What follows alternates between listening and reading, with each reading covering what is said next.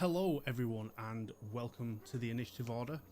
Thank you very much for joining us this evening for our premiere episode of A Corrupted Frontier, our Death in Space RPG show. Thanks for showing up. So we're going to kick things off very quickly so we can get right into it and show you guys what this is all about. So I'm going to go around the table, introduce my players, and then we'll be underway. For those that don't know, I am Danny, part of the team here at the Initiative Order. And to throw over to my first player, Cori. Oh, God. Okay. Hi, I'm Cori. I use she, they pronouns, and I'm happy to be here. Wonderful. Mazz. Hello, my name is Mazz, and this is my face. My pronouns are they, them, and I'm disgustingly excited for this game. Sweet. Who's next on my overlay? Homero. Hello, my name is Homero Rios. I'm he, him, and boy, this is going to be a travel. Next up, Dawn. Hi, I'm Dawn. Pronouns she, her. And this is going to be fun. Wonderful. And last but certainly by no means least, Mel. Hi, I'm Melissa Rose. I'm very nervous and excited to be here. And I'm she, her. Perfect. Okay. We're here. So, ladies and gentlemen, our universe has stopped expanding and is now collapsing in on itself. A gem war has destroyed what civilized worlds there once were. Lawlessness and faction-controlled territories have become the norm. No new manufacturing of anything beyond food and drink is the way of life in this post-war universe. A strange void beyond the edges of the universe slowly seeps in, corrupting those that get too close. Welcome to Death in Space.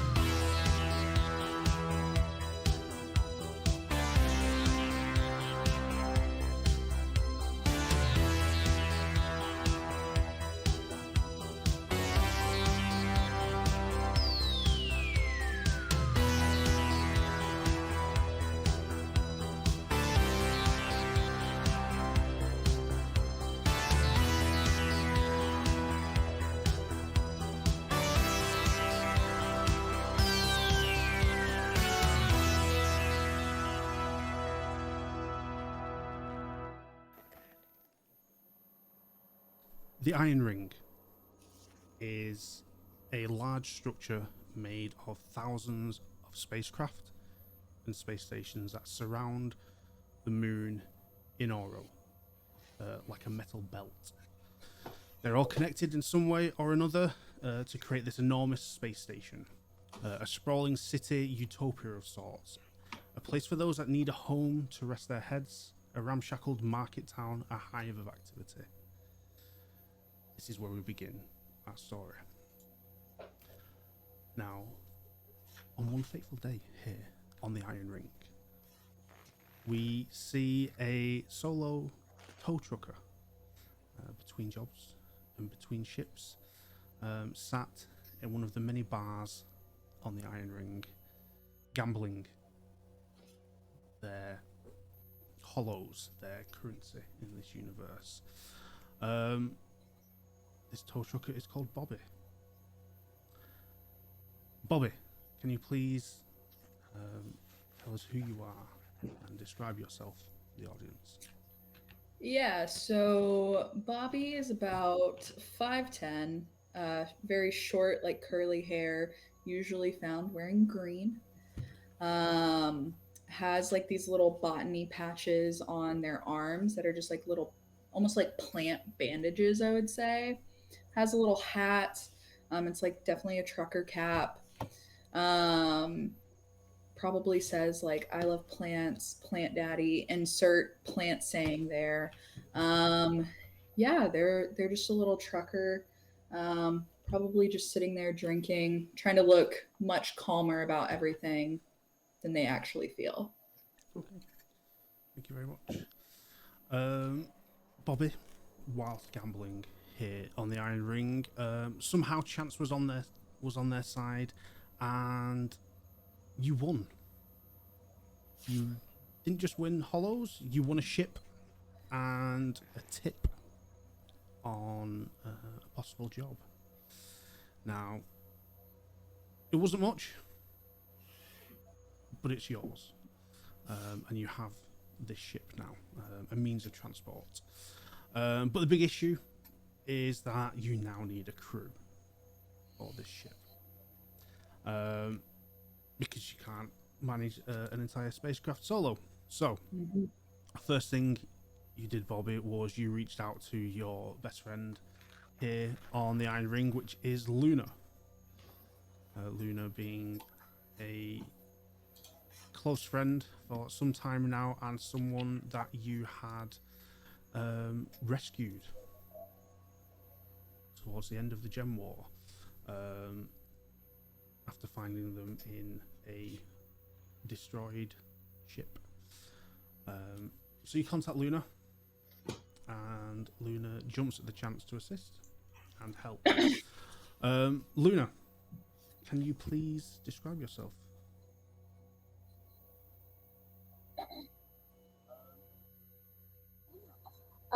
Yeah. Lunar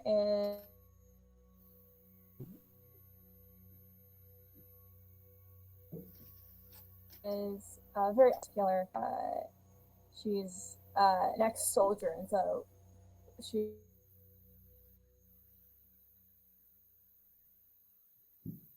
either I kind of zoned out and maybe slapping terrible. Can you just repeat that for us, Lunar?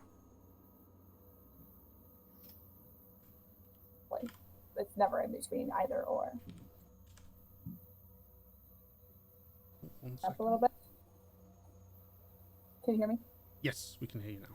Yeah. Okay. Sorry. No, you're fine. I was like, oh no, it froze right at my moment. Repeat the whole thing? Yes, please. Okay. All right, awesome.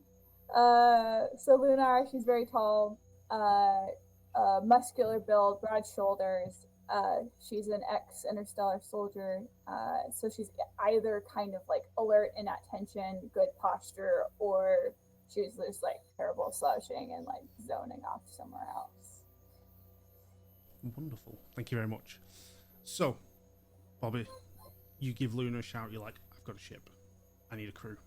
And Luna, you jump at the chance to help your friend, and the prospect of leaving the Iron Ring for new horizons and new intrigue is exactly what you guys want after being here for so long.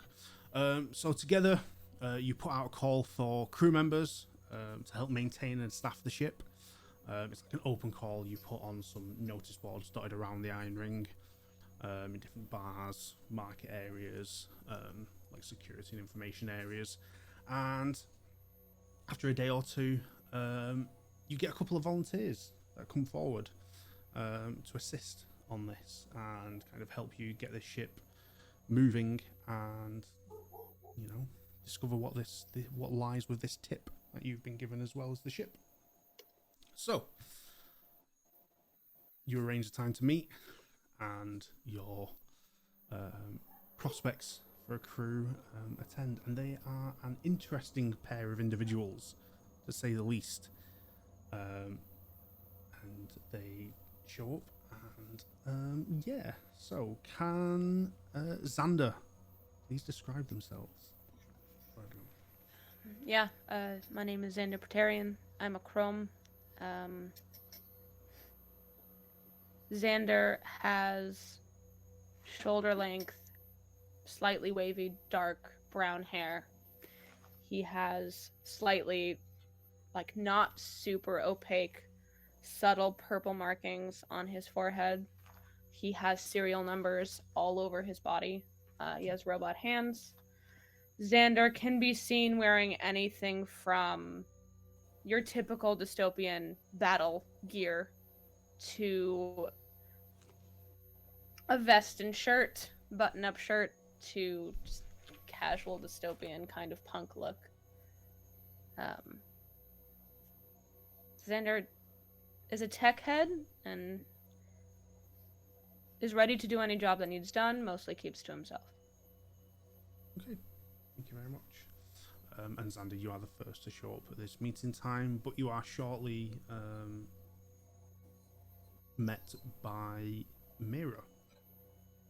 So Mira, can you please describe yourself as you arrive at this meeting point? Okay, so I'm quite a short female, and I'm wearing a long pair of very dusty trousers with a bunch of holes and marks in them. Slung around my waist is a utility belt with all sorts of tools in it as well. And you could see, if you looked close enough, that one of her eyes looks much darker than the other one. And if you looked even closer, you might see that there's a lens that's focusing and unfocusing in the left eye.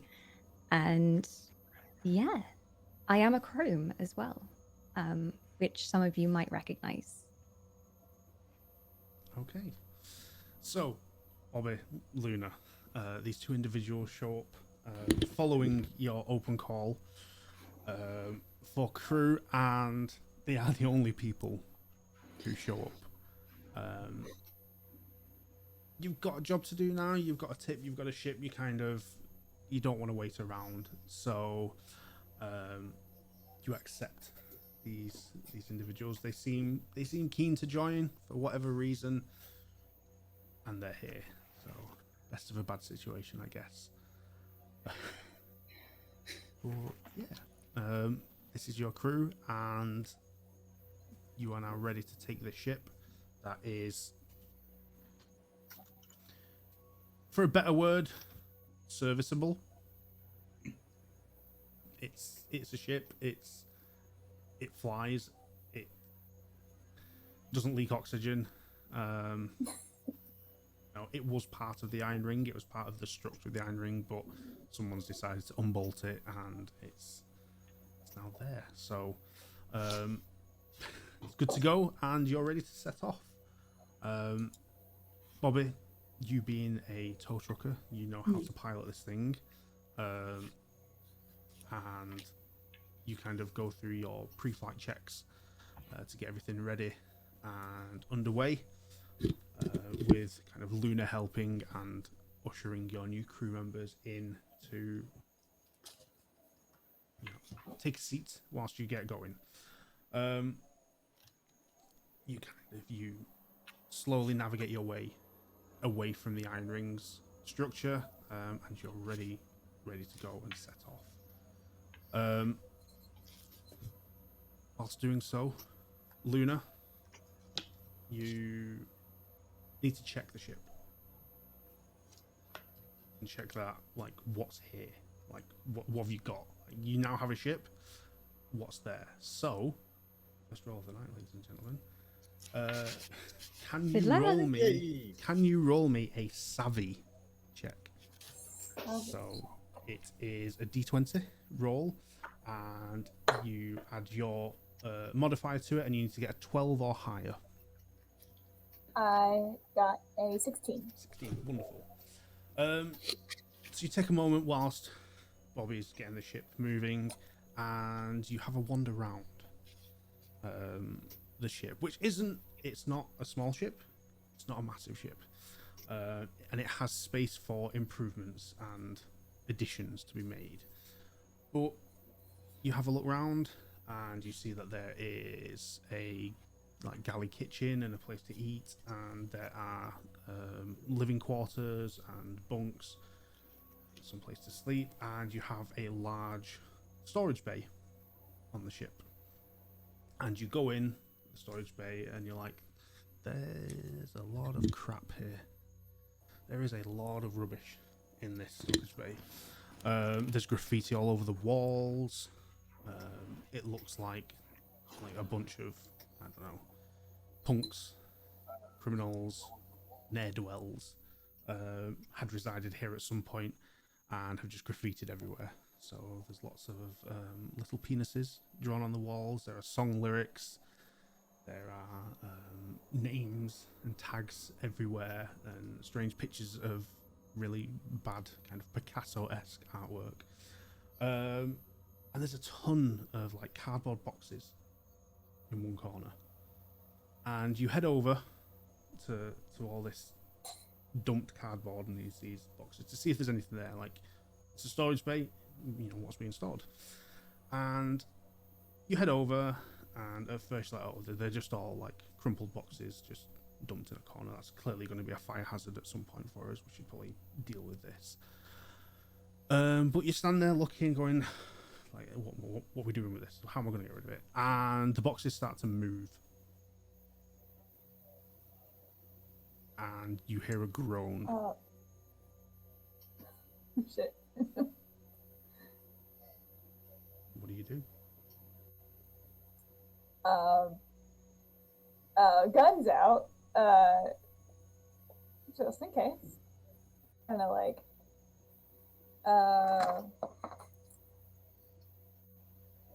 clear my throat loudly. Somebody there? Show yourself. Wyoming. You are having a restless sleep, as you usually do when you do manage to fall asleep. And it is yet another night of tossing and turning, trying to get comfortable. And you're suddenly startled awake by someone shouting and asking who's there. Yeah, well, Wyoming Jones, you see what you get, man. So this is the space dude. It's like a Space Lebowski, but bigger and better, and maybe some Latin flavor on it. And then I just say, don't shoot! Don't shoot! I'm just a regular person with trauma issues and daddy issues.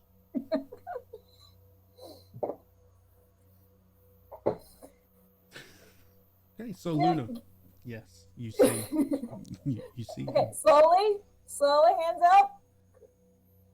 Come out. Okay, just a very quick question. Is this the Alamo or the Amigo spacecraft? Because I signed up for the Alamo, but if this is the Amigo, I'm cool with that. I think you're on the wrong. What? Really? Hey, Bobbi. Yeah, Is this the wrong? Yeah, what's is up? This the wrong spacecraft?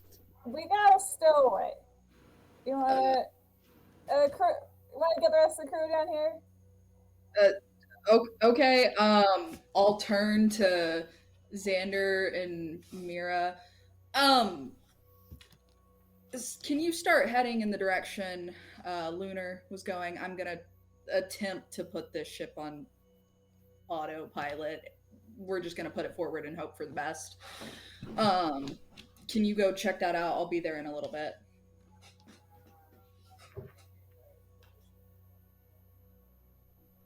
You're muted, Mazz. Thanks. Xander quietly closes his book, sets it down, slowly stands up to his full 6'2" height, and starts making his way downstairs. wordlessly. Thanks. He looks back at you, like, directly in your eyes with, like, his piercing lavender eyes. Nods and then keeps going. Did she mention what the problem might be? Stowaway. There's somebody's on board, I guess. I was told this was now my ship, but maybe it's actually this person's ship. I don't know. Well, that is a problem. And I go and I follow Xander. Okay, thanks. God. Okay. Hey, Bobby, what's the name of our ship? Well, do you want the full name or the short name? I think the short name. Stella. We call her Stella. She's a good ship, and she's my Did you ship. have another? Did you have another name before this? I think so. I don't really know. I can flip through some papers if you want me to. Okay. I think Yeah. it was the Alamo. He's saying he was on the Alamo ship or the Amigo ship, and I don't. I mean, no, I If know it's that the Amigo, wasn't I'm this cool with ship. it. I'll be down there in a sec. It just hangs up, and I'll like take the ship and I'll put it in autopilot, which again is just putting it forward and hoping for the best. Yeah, exactly. Like, there is no autopilot on this ship. The best you can do is like wedge something against the controls and just hope it stays going straight. Are you sure that's quite safe?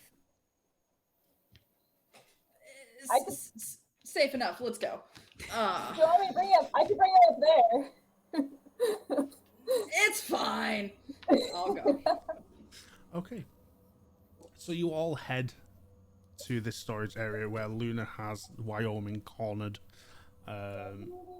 near a pile of cardboard boxes. And that is the scene that is presented before you. You're in the storage bay. It's covered in graffiti. There's a pile of cardboard boxes, and there is a gentleman stood there looking slightly confused. How'd you get here, sir? What's your name? My name is Wyoming Jones, and these are my hands. Can I put them down? Not yet. No. What? How'd you get on here, sir? How'd you get on the ship? Okay, that's a tricky question because you see, I have a condition, and sometimes I can't quite recollect things right, and this is one of those moments. I'm pretty sure I buy a ticket, but I'm not entirely, like convinced of that. But let's say 50-50 chance that's the right answer. If that works for you. Buy a ticket where? I don't. Where are you going up to? What's your destination? That's a question.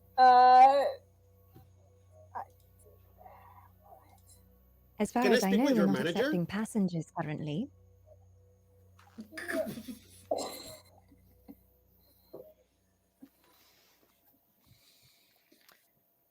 Yeah, I don't think we. This is very terrible customer service.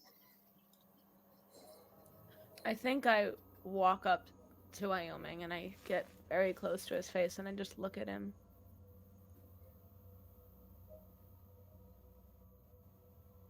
Are we having a I moment? understand memory problems, but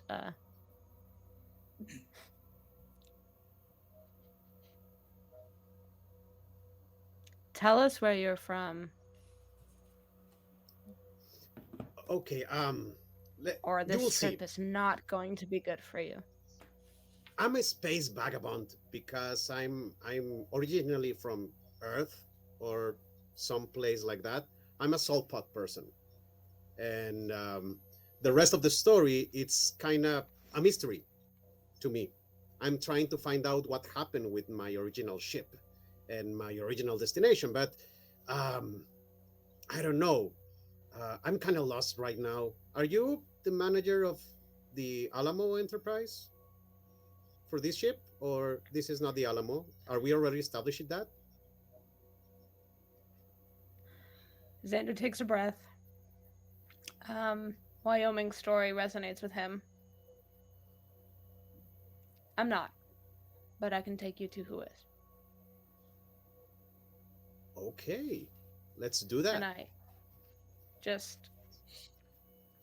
And I put my hand on his shoulder and I start walking him towards where I think the direction I assume Bobbi is coming in from. Yeah. As you do that and you turn around, Bobbi, you show up in this storage area. Like everyone is now here. I I'll look at the guy. Is this your ship? I was told this was my ship, but if you're here, what are you doing here?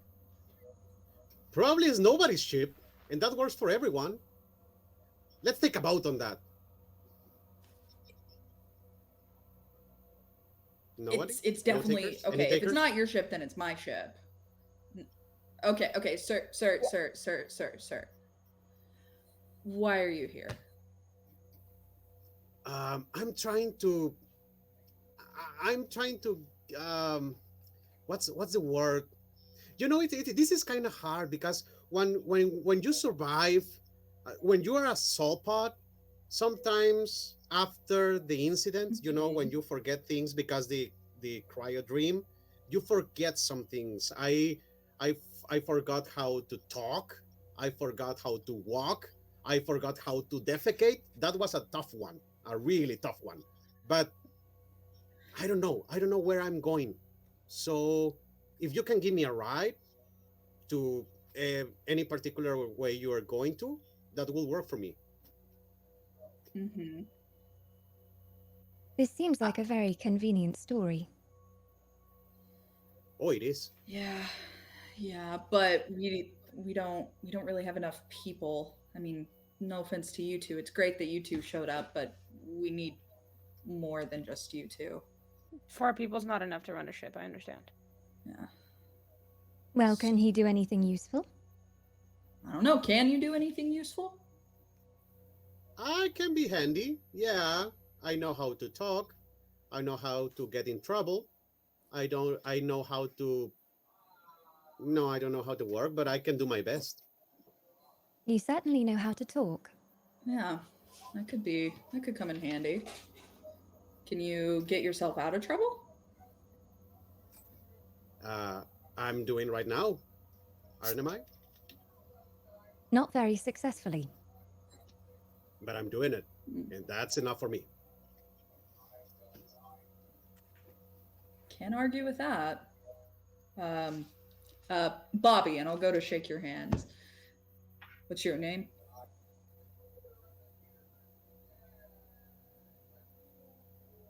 Wait, I was miles away. What was the question? Yeah.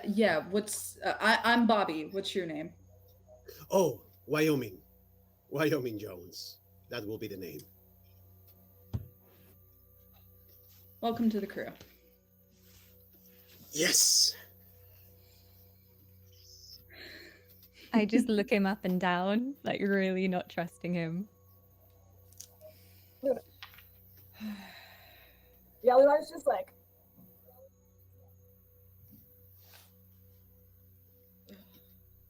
I make eye contact with Mira in a way that communicates, we'll keep an eye on this one. And just give a little nod. Okay. So, Right. now that you have onboarded Wyoming to the crew, Bobbi, the ship is still going straight. Good. Thank God. After let the you know. conversation is done, I'm gonna start running up to the controls. I don't know how long it's gonna hold. Yeah, we'll see. But the ship is going straight. You have this tip that was given to you by the same gentleman you won the ship off. You haven't shared that with anyone yet. Even Lunar isn't sure where you're going. is there like a almost like a overhead like announcement type thing that I could do, or is it just gonna be me yelling through the ship? Roll me a tech roll. Tech. Okay. Yeah. Come on. Nope, that's a 7. So you look around the cockpit, and there is a like internal PA system, but like when you flick it on, the green light kind of like flickers, goes dim, flickers a bit, stays dim, but it's on, so you think it's working. Okay. If the crew of Stella can please come report in, and I'll keep like tapping it, just trying to make sure that it's working. Yeah. Every time you tap it to think it's still working, everyone, you hear that high pitch kind of feedback resonance that we all love so much. It's quite jarring. Just to let you know. But you do get the basis of what Bobbi is saying. You know, come up to the bridge. Lunar, it is very high pitch. It's not nice, but it's not quite that unbearable. Just to let you know. So, Bobbi calls you all up to the bridge. Do we all attend, or do we have any alternate plans? Going up to the bridge, whilst muttering, I need to take a look at that. In my Yeah, head, I'm it's just like- go ahead. Okay. In my head, I'm just thinking, I just want to read my book, but I begrudgingly go up to the bridge. Lunar comes in the back and is just like keeping an eye on everyone, like kind of like strategically as they go in. Okay. Wyoming, are you making your way to the bridge? Yes. Okay. I don't know about that. Is there any way that I can find the kitchen on my way to the bridge? Ooh. Yes, I will say you pass the kitchen on the way. Is there any food on site?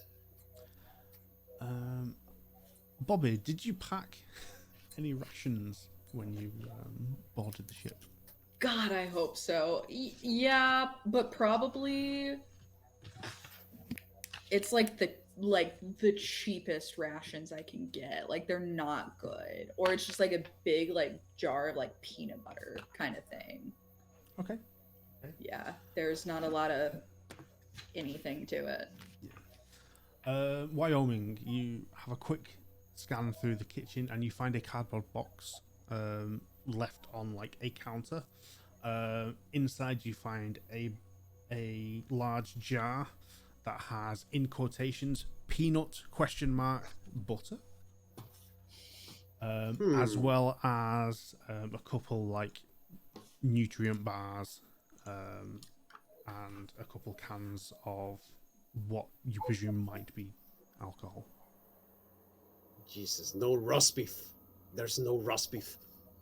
Okay, I will handle with this. I will take one right now, and I will take another for later. And I put it inside of my jacket. Okay. You swipe some bits and then continue on to the bridge. Bobbi, Yes. a couple minutes pass after you make the announcement, everyone arrives. It does work. That's great. I thought it wasn't working. Well, hello, crew. Hi, everybody.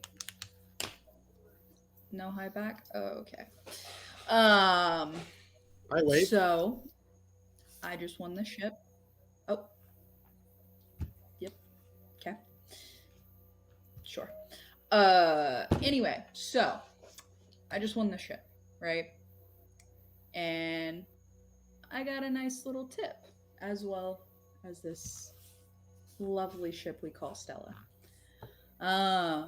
They said there's something at these coordinates, and I'll I'm basically giving everybody sort of like a little pamphlet, you know, where it's like, here's what I know, here's where we're going. Just giving them kind of the information. I don't exactly know what's out there, but based on the fact that I got a ship, I'm assuming it's pretty good. So we can check it out. We can split whatever we find amongst all of us. That sounds reasonable to everybody. Xander nods. He's an intergalactic traveler, so this kind of journey is not new to him.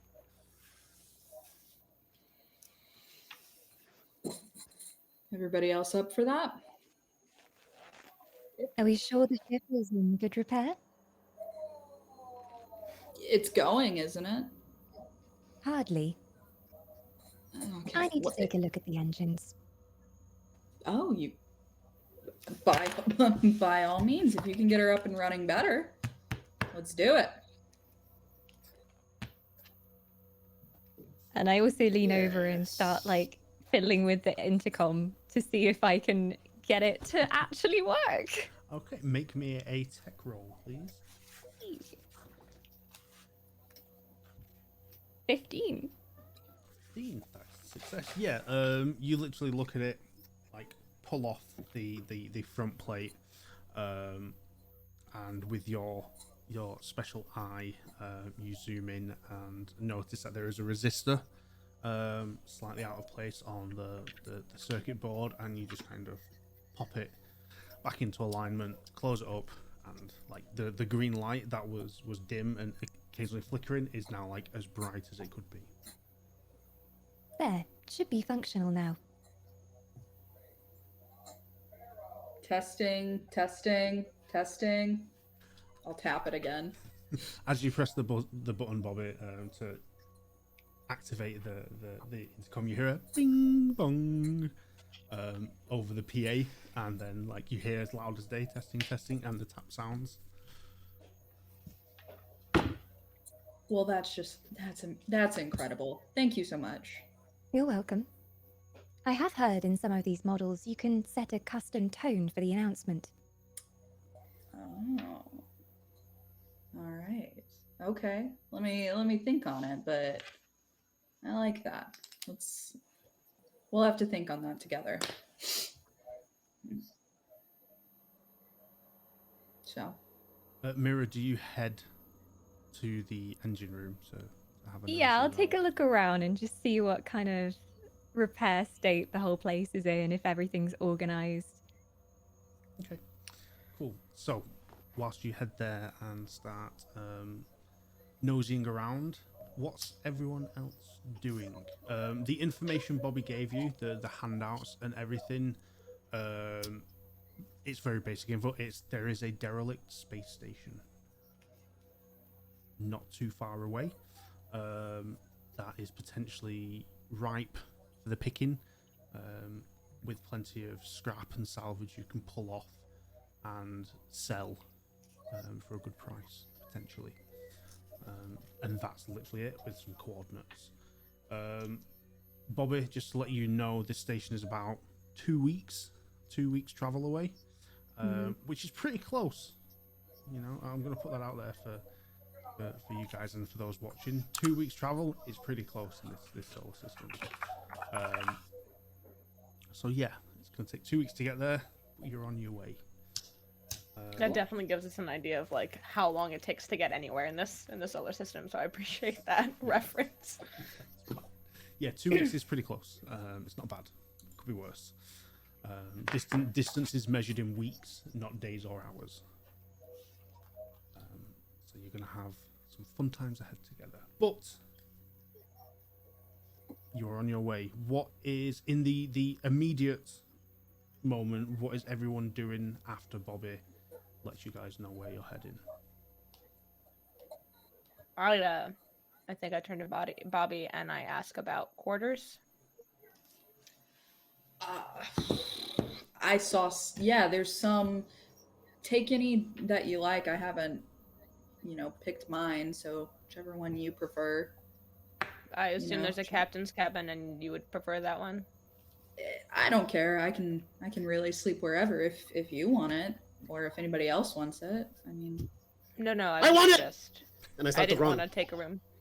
Oh, okay. Okay. Okay. Guess captain's quarters are Wyoming's quarters. Good to know. I think I just walk off in the direction of where the quarters are. What do I see? What do these rooms look like? Yes, you do.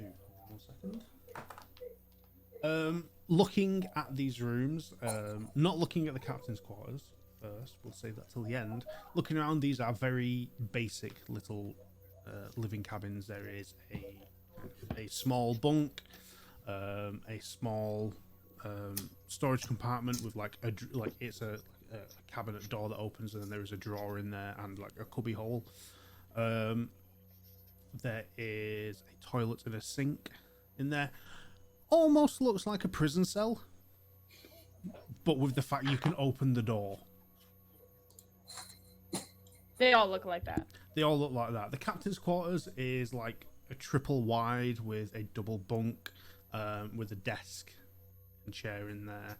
It has a porthole so you can see outside. It has a shower. I regret so much. I'd turn to Wyoming and be like, I'll pay you for it.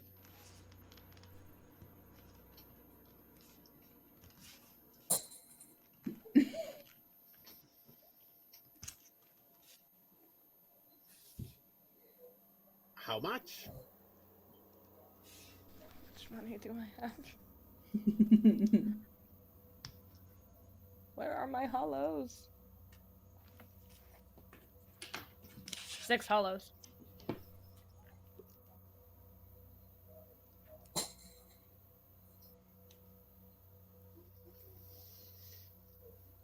Is there any chance that we can see the captain quarters before we decide about that? You both take a look. It looks a lot better than the other quarters. Like the bed itself, as a double wide bunk, it's not just a bunk. There is a slight mattress to it. The window. I'll look at Wyoming and be like, look, I just want the desk. I don't know, but I maybe we can share. And I start to undress myself, like putting away my boots and, like the pants. I always wanted a roomie. We can be roomies. Like, roomie bros. I look at the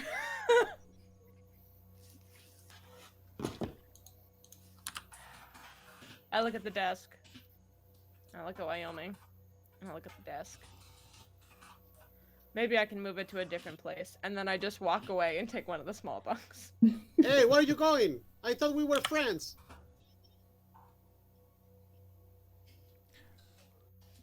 Okay. Say nothing. Okay. Okay, go away, just like Sheila did.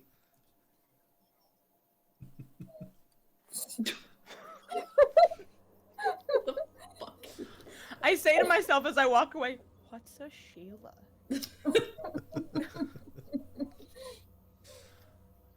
So, Lunar, are you doing anything in particular in this moment?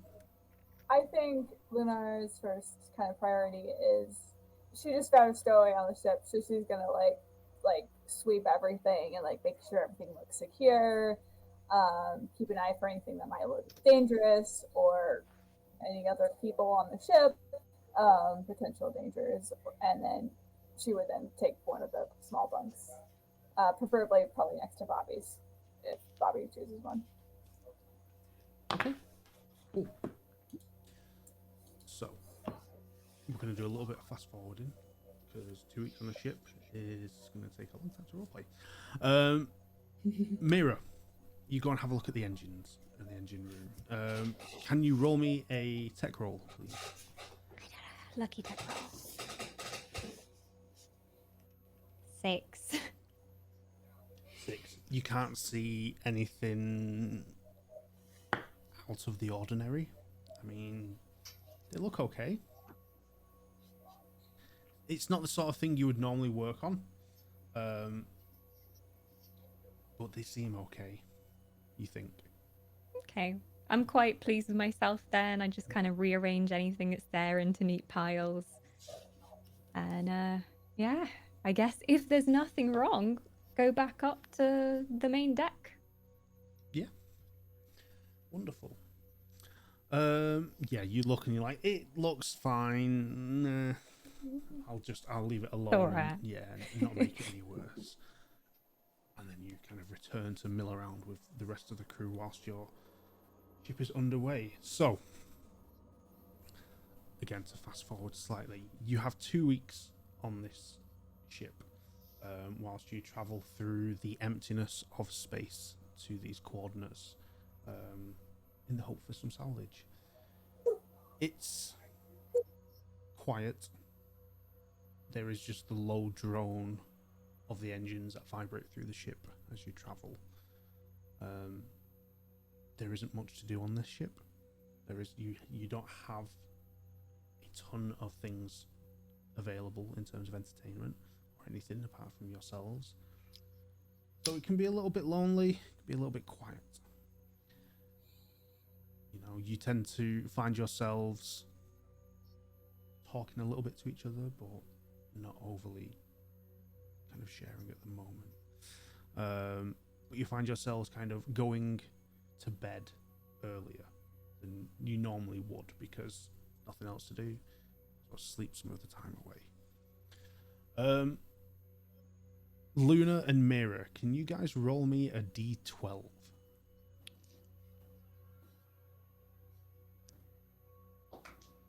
$11. Okay.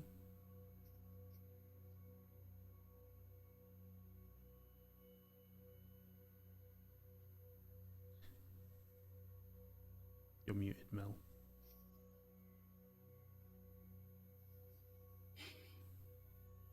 There we go. Sorry, my cat was making a weird noise. 6. 6. Okay. As you guys pass the time making your way, and it gets to the 6th night of this journey, and you all settle down to sleep. Luna, you find yourself restless for the moment, as you're laying your bunk, kind of just trying to relax and settle, and you eventually drift off. And your dreams are somewhat vague and blurry whilst you sleep. But after a while, the images that are before you tend to seem to clear and become a little bit more understandable and readable. And you find yourself floating in a dark place, and you feel a warmth in your side, which is a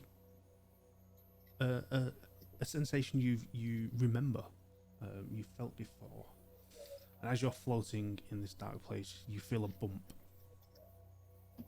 on your shoulder, and then you kind of drift away, and then you feel a bump on your other side, you drift back, and then you suddenly see what looks like a beam of white light like pass in front of you, and as that light passes, you suddenly get a glimpse of your surroundings, and you're back in the ship. You're back in your combat transporter that you were in, and those bumps that were hitting you were the bodies of your fallen comrades when your ship was attacked. And the warmth at your side, as you remember, is the severe injury you gained during that attack that left you incapacitated and floating alone in a ship full of corpses, waiting for death or rescue. And this is a dream you've had before. This is something that reoccurs with you. You haven't experienced this, we say dream, this nightmare for a good few weeks. But being on this ship, being out in space, being isolated in this sense and confined to this location, it's kind of brought back these memories and these thoughts that have manifested during your sleep. And again, you get this other beam of white light that shines across, and it is the searchlight that was used by the tow ship that Bobbi and Bobbi's past mentor were on when they found you. But in this dream, you see the ship pass and move away, and it does not stop to check for life signs or find you. And you try and shout out to the ship, but nothing comes out. There is no voice, there is nothing. And then you gasp and realize there is no air. You can't breathe. You're choking. You're getting warmer. You can feel the blood in your veins start to expand. And the capillaries slowly start to pop as the void of space slowly starts to take you. And then you wake up. And you're back. And you're in the room with everyone. Well, you're in your room. You're on the ship. You're a little bit warm. You're a little bit sweaty. But you do feel that warmth on your side where the large scar is from the injury. And you look and it's like 3 a.m. On this particular night, do you go back to sleep? Or do you do something else? No, I think she'd probably like pace for a little bit inside her bunk, and then maybe like just go for a walk. Okay. Around the ship. Okay, yeah. So you go for a walk around the ship and try and kind of clear your mind for the evening before eventually succumbing to the need for sleep and attempting to go back to bed. Again, we continue our journey and a few more days pass, and we're getting close to the destination now. Like, it's 2 weeks away. It's roughly anything between like 12 to 14 days, and we get to the 11th night on the journey. And Mira, you are in your room having a moment to yourself. Does Mira sleep is my first question. I think she would lie down just to fit in with everybody else, but probably just lie staring up at the ceiling most of the time. Okay. Because even though you do have an organic body, it is littered with cybernetic and robotic parts. Being a chrome, you are not 100% human. You are a consciousness or AI that has been downloaded into a organic body. So as you're lying there on your bunk, staring at the ceiling, not one to normally dream, but you do have a mind, you do have memories. And one memory that comes to you during this period of reflection is the isolation you felt when you were left alone in the factory where you previously worked. And you don't like it. You're laying this bunk and you're reminded of the time when it was just you. A long time when it was just you. And you remember what happened after, and when you left this place, and where you went, and what you did, and what you got up to. But you're lying in this bunk alone. And it's something you always said you would never do. You'd be alone. So with this thought and this memory kind of playing over in your mind, what does Mira do in this situation? So if everybody else is asleep, I'll get up and see if anyone is awake. But if not, I will just take a few of my tools that need tinkering with, little bits and bobs from around the ship that need fixing, and if I have to, I'll just sit like in the doorway of where the others are sleeping, and just to know they're close by, and watch them all sleeping, and do my tinkering. Okay. Is there anything specific you want to tinker with? Just if there's any little devices that have had issues as we started going across space, anything that I think would help with communications, or making the ship a little bit better, because I was not too impressed with the the nick of the ship when we got on. So any just upgrades. Okay. Yeah, so you're tinkering with like a little like navigation control that's kind of like helps. It's like a compass / like spirit level that keeps the ship, flying straight and upright if there is an upright way in space.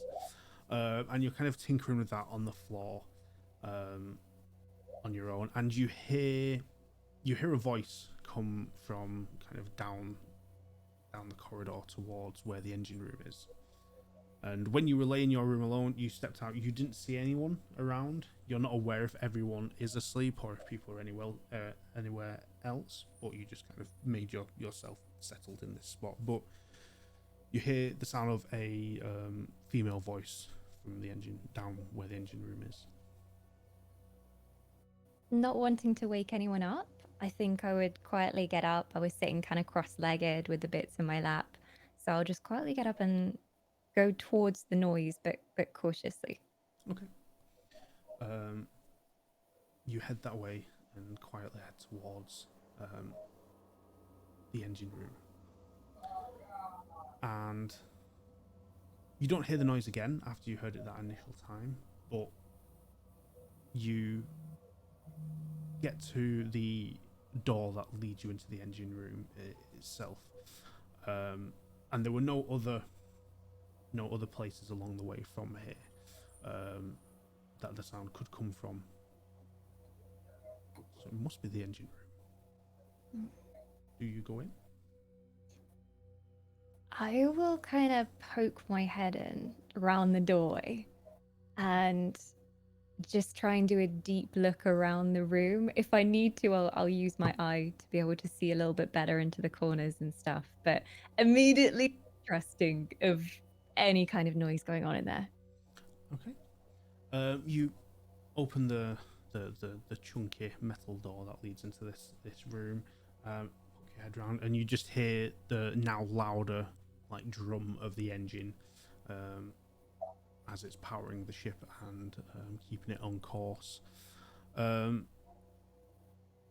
you kind of look round, and as you look to the right hand side around like the main engine block itself, you see a figure just duck behind the engine. Okay, I am grabbing out whatever tools could also be used as a weapon. I don't have many, but like whatever kind of cutting knives I have, maybe a spanner, and just like slowly going towards it. Okay. With your spanner in hand, you walk down the side of the engine block and turn like in a ready position to look around the corner. And as you do, you see crouched down in a huddled position a woman in what appears to be their very early 20s, in a position with their hands bound, and they're looking up at you with a very terrified look on their face. And you kind of see this, slightly startled. You raise the spanner you've got in your hand and goes, oh fuck, there's someone there. And as you do, you get that glimpse of memory, and you recognize this face, you recognize this person from your past. And as you get that kind of realization of who this person is, as you raise this spanner and like, you know, ready to strike an intruder, you hear a bang, and you feel a wet spray hit your face. And as you hear the bang and you feel the spray, your eyes close. As you reopen, the person is lay on the floor, unmoving, with a gunshot to their forehead. And as you kind of lower your hand, you're holding a pistol in your hand, not a spanner. I just immediately let the pistol drop to the floor. As you do that and it drops, you hear the clang on the floor, blink, and there is a spanner on the floor, and there is no one else in the room.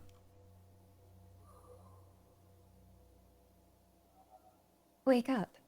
Please, wake up. And I keep looking around, and just, I think they must be somewhere. They must have crawled underneath something. When I had my eyes shut, where did they go? As you say this and you start looking round, you look down at the spanner and where this person was crouched, and you blink, and like in your mind you like wake up, and you open your eyes, and you're sat in the hallway tinkering with this little navigation device. I just blink a few times, look around at the other crew members, check that everybody's still asleep, and I just go back to turning the device over in my hands. Looking a bit shaken, my hands are shaking now as I'm tinkering through, and I just start screwing everything on faster and faster. And yeah, just kind of zone out. Yeah. Okay. And you do that, and you continue working on this piece of equipment, and maybe another hour or so passes until you finish the repair on this little navigation device, and it's ready to now like take up to the bridge and kind of plug back in. You do so, and then head back to your room to rest and allow the organic parts of your body to kind of repair themselves through a period of rest, as it were. But that seemed very real to you, that moment. Not something you've experienced before. So, another couple of days pass.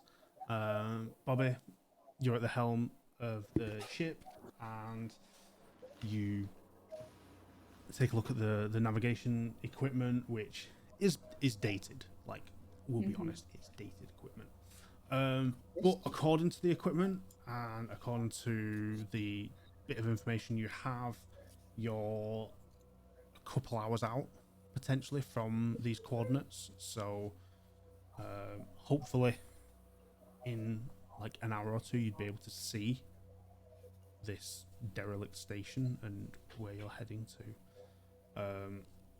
Is there anything you want to do in preparation for approaching? Yeah, so I'll go ahead and use the semi-newly repaired, like, sort of overhead speaker. I'll be like, thanks, Mira, for fixing this. Wanted to let you all know we're approaching the coordinates. Just go ahead and get ready. Anything you think you might need. I'll keep y'all posted when I actually see it. Yeah. I don't know how to end this thing, and then I'll just like hang it up basically. And then I'll go ahead and like grab my shit basically. So I'll probably grab like my little pistol that I have. Maybe Yeah, just anything kind of like that. Maybe some like little bandages just in case people need them. And they're all like plant based. Okay. So, you send a tannoy out to let everyone know that you're shortly approaching the location, and you prep your weapon and some supplies ready for the approach. As the ship moves steadily forward, and as everyone else prepares themselves and gets whatever it is you're all going to be using or taking with you for this, whatever the hell is going on. You steady the ship, keep moving forward, and after another hour, you see what you think is this space station out there ahead of you. It's not massive. It's no International Space Station, no Deep Space Nine. It's only a small little structure, but it is a station, and it has what appear to be several modules to its central kind of core, as it were. It is just floating there. It is not moving. It's not rotating. It's not doing anything. But it's there, and you can see it in the distance, and kind of trying to work out how long it's going to take, like maybe about another 30 minutes, and you'll be there. You'll be right outside, and in range for like short range communications. You'll be able to then start trying to communicate with the station and see if there is anyone on board or anything. So whilst you wait this 30 minutes to arrive at the station, we're going to take a break and have a little bio break in a little moment. So for those watching, thank you very much for sticking around with us. We're going to have a quick 5-10 minute break before we jump back in and see if this tip about some good scrap and some good salvage pays off or not. Who knows? But yeah, stick around and we'll be back in 5-10 minutes. In a minute.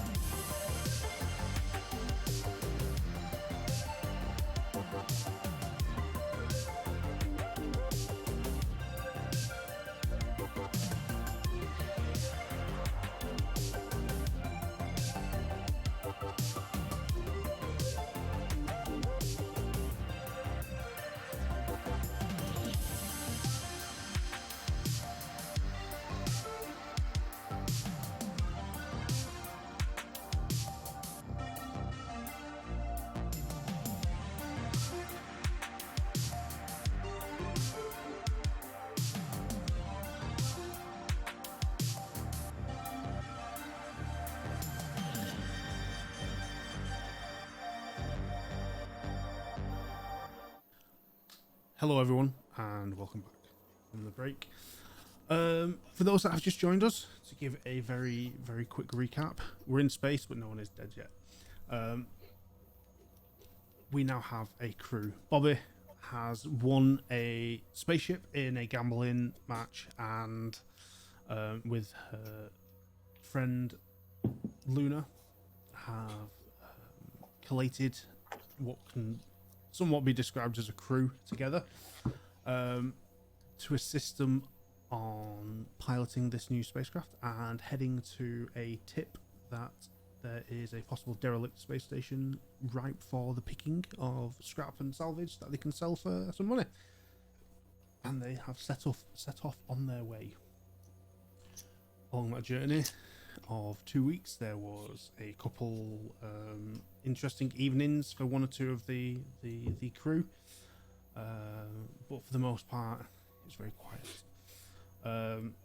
So jumping back in, Bobbi, we're now on the approach to the station, and taking a look from the bridge, you see that again, it isn't big, it's small, but it has a couple of modules to it.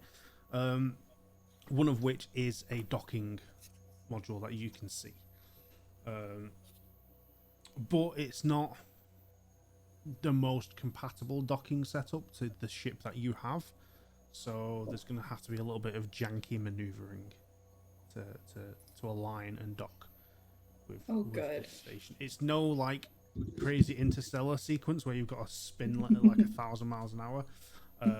You just have to be a little bit delicate with it. Okay. So, I'm gonna need you to make some rolls for me to. I don't wanna.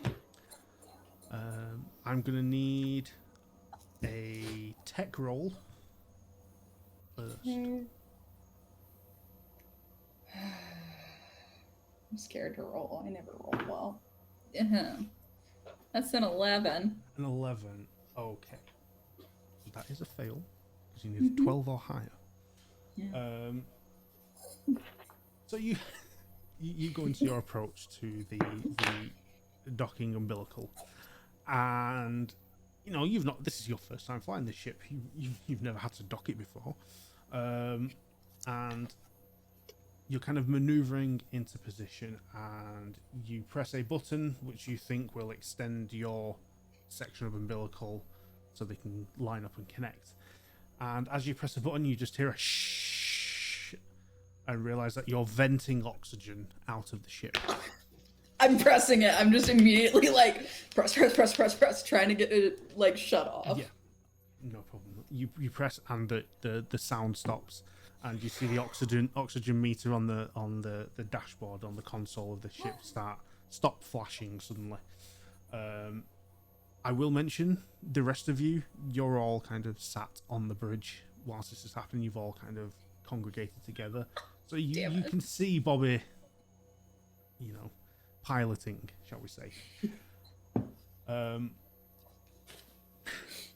Bobbi, I need you to roll a savvy check for me now. Must I? Yes. Okay. That's a 6. A 6. Okay. I've never rolled well in my life ever.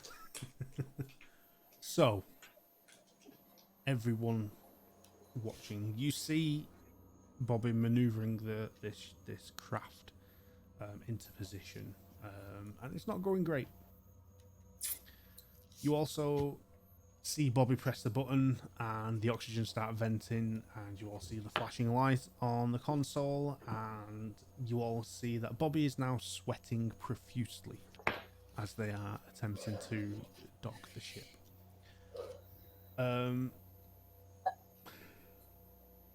It's not going well, guys. Does anyone... You okay, Bobbi?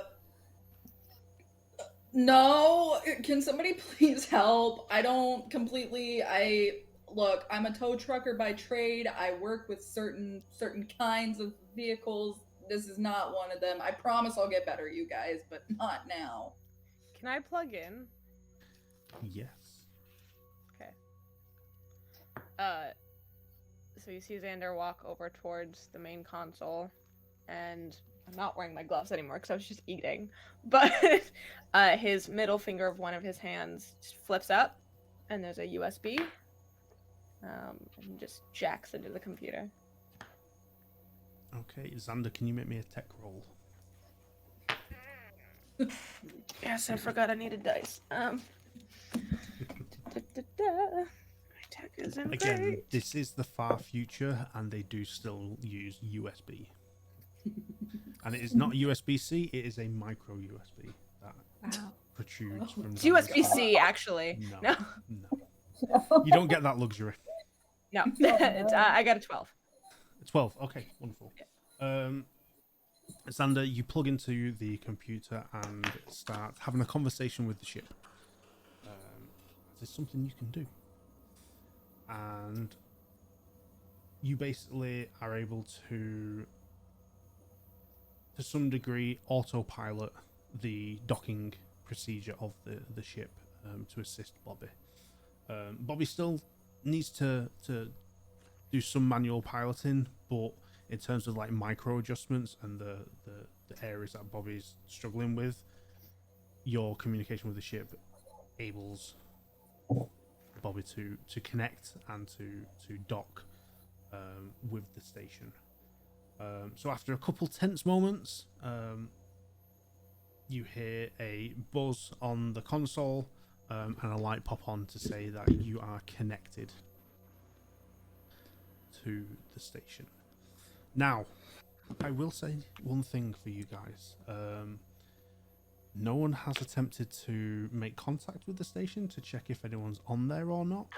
You haven't yet checked to see what the power levels are like. Is there gravity? Is there oxygen? Is the station in one piece? But you have docked to it, so you've got that going for you. I just turn to Lunar and say, I hate to ask, but have they done this before? And look to Turner.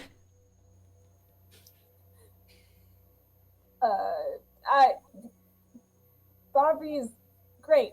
It's fine. It'll be fine. Maybe we should do you guys, I'm not the techie person, so if you guys want to like make contacts or scan things, we need air.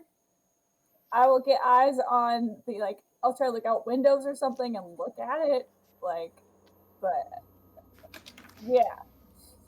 Right. Please ask him if they have some food because we are low on roast beef. We didn't have any roast. All like turned, still holding the like controls. We didn't have any roast beef. Damn. Am I still jacked in?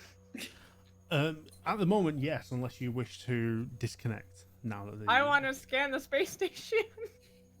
Okay. You talk once more to the computer, and Hello, Stella. this ship you are on does not have a scanner. Oh. You are able. Okay, so you are able to check if there is oxygen on the ship, and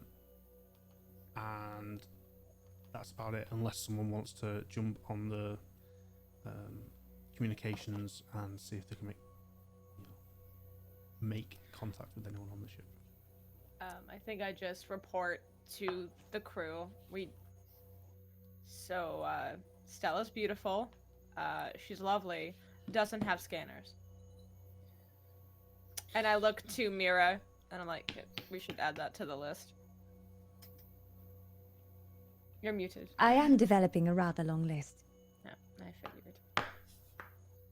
Do we want to make contact with the station? Do we want to see if anybody's even alive over there? Or ask him if they are fucked. Should. I recognize that fucked people when I see it. I mean that spaceship, it's already fucked. That's my vote. Lunar is gonna like put on her EVA suit and have her gun and like be just ready at the docking bay, just in case anybody's coming through. But she'll wait for everybody else to start to board or anything once everyone's done. Okay. So, is anyone going to make contact or attempt? Yeah, I was gonna say if we can, I'll just be like, "Hey, anybody there? This is Stella. This is the Stella. Stella Voss. How you guys doing?"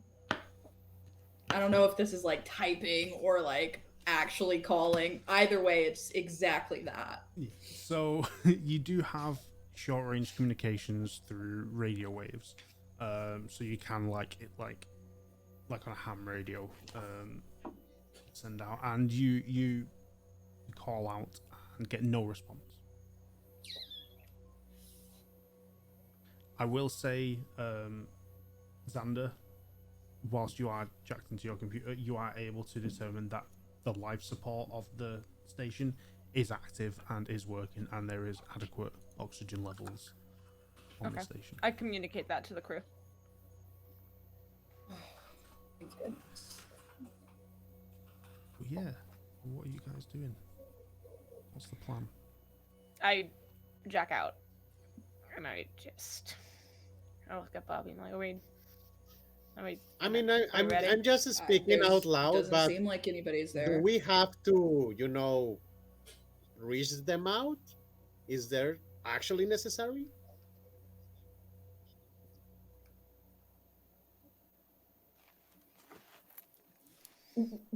I just want to go see if there's an extra desk.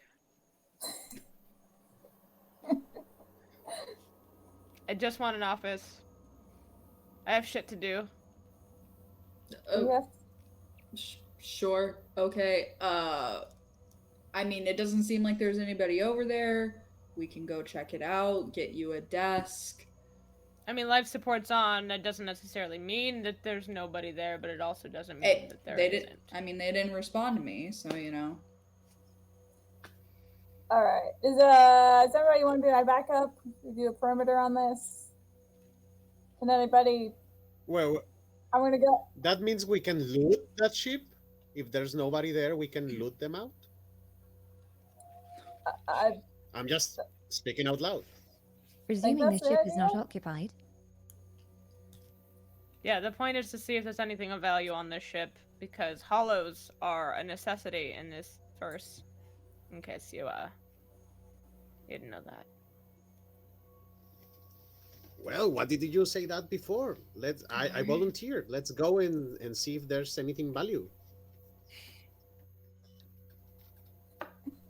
All right. Who's going in? Yep. So- Let's do it. It would appear, Lunar, you're at the front as Yes. you're waiting by the airlock door. Is there a marching order? Is anyone staying behind? I am going as far back as I can go. I do not trust that this thing isn't filled with bandits, given my previous experience, and I am just filling my arms with tools and keeping anything that could be a weapon close at hand. Okay. I would probably also be near the back, but I'll go ahead and get my pistol out. I'm right behind Luna. My HP isn't very high, but Xander doesn't know that about himself.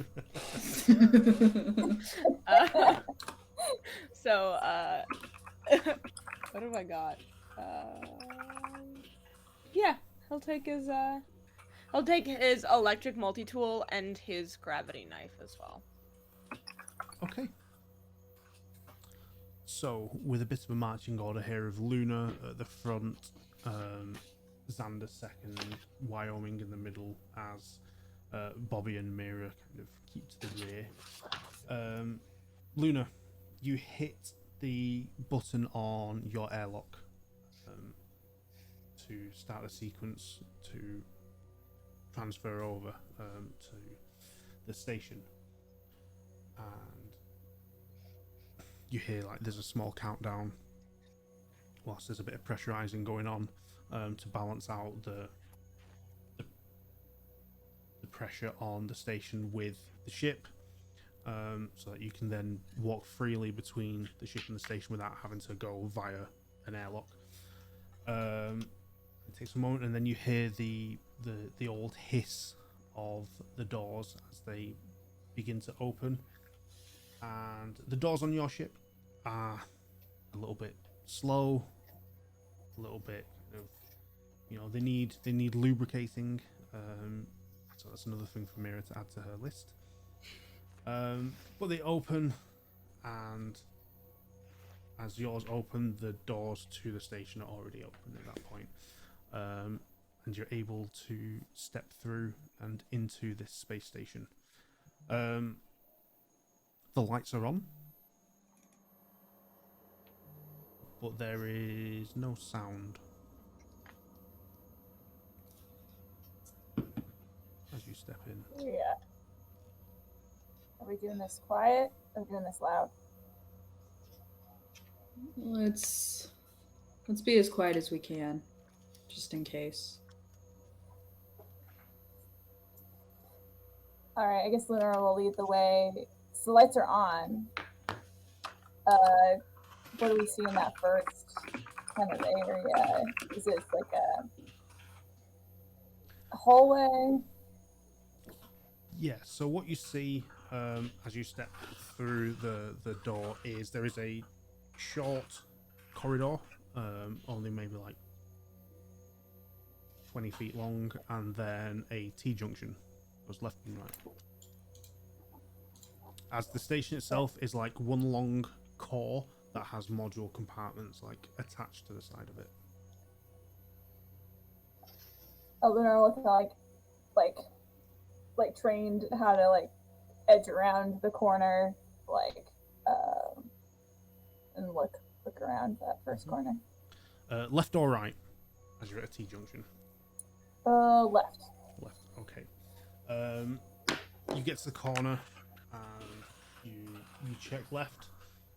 You have a corridor that goes off to one end of the station.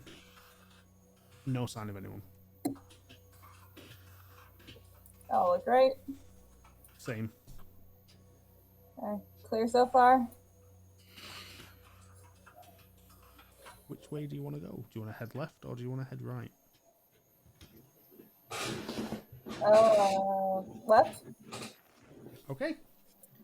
You chose to go left. So. Why does that feel bad? Why does that feel bad, guys? It was Or going to be a maybe choice I either can- way. The Maybe we GM can will remember separate this. ourselves. So, with Lunar heading up the party, you head left, and you make your way along this corridor, and you see just a very plain metallic kind of bulkhead walled corridor as you continue down, and there is what appears to be a door to the left, a door to the right, and the corridor continues further on, and then there is an end door at the end heading this way. Any windows or peepholes or just solid? The doors have small little portholes so you can see in, so you would be able to see into the room, but there is nothing on the corridor itself.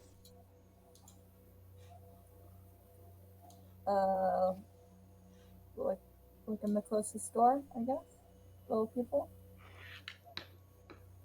Are you peeking through the window, or are you opening the door and going in? Peeking through the Peeking window. through. Looking through the window, it's black inside. There appears to be no lights on in this room. Can I just check like the peek holes in all of the doors to see if any of them have lights? Yeah. Both doors left and right have no lights, and the one at the end has a light, but it's flickering. But it's flickering quite sporadically, and it's very low, so it doesn't give you enough light to actually get a full grasp of what's in the room. Awesome.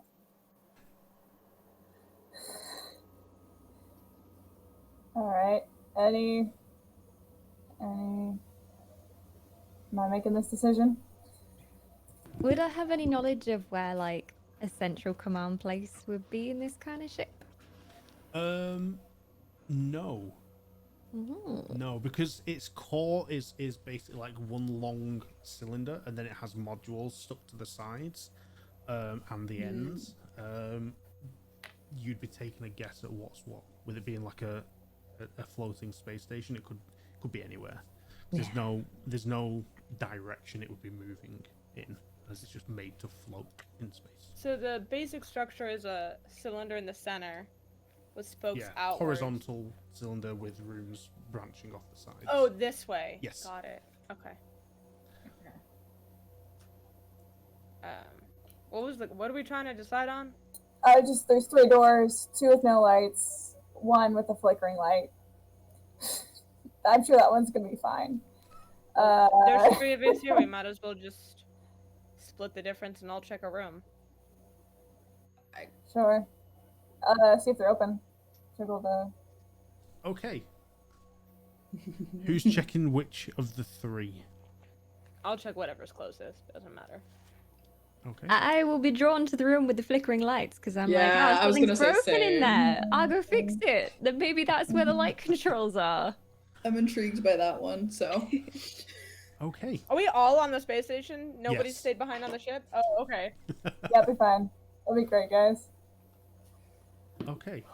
So we'll I'll say... get the other black door. Okay. Yeah, Why not? perfect. So Bobbi and Mira are heading to the door with the flickering light. Xander is heading to the first door on the left. Lunar to the door on the right. Wyoming, which door are you picking? I don't know. I'm so lost right now because I was very close to Bobbi, our captain, and suddenly I don't know where the party is. Where am I right now? No. Wyoming, you kind of zoned out for a second thinking about loot, and you're kind of stood just at the outside the docking door in the station, and everyone's just walked off ahead of you. Yeah. I mean, this is kind of tragedy, or maybe this is just a chance, an opportunity. Opportunity favor the braves, so I'm gonna be brave. What's my main option right now? Your option right now is to turn left and join the rest of your group, checking the 3 doors there, or turn right and head the opposite direction. I think I'm gonna go right. I had a suspicion. Jesus. Your We're funeral. all gonna die. Death in space. Death in space. So, Wyoming, we will come to you shortly. Well, it's nice knowing you, kid. Or maybe I'm the good guy in this situation and you are going to walk into a doom, into a fate, a dark fate for you all. Probably. Who knows? Let's see, who do we go first? Xander. You took that first door. Again, it is a closed metallic sliding door with a porthole looking into the room, but it is dark inside.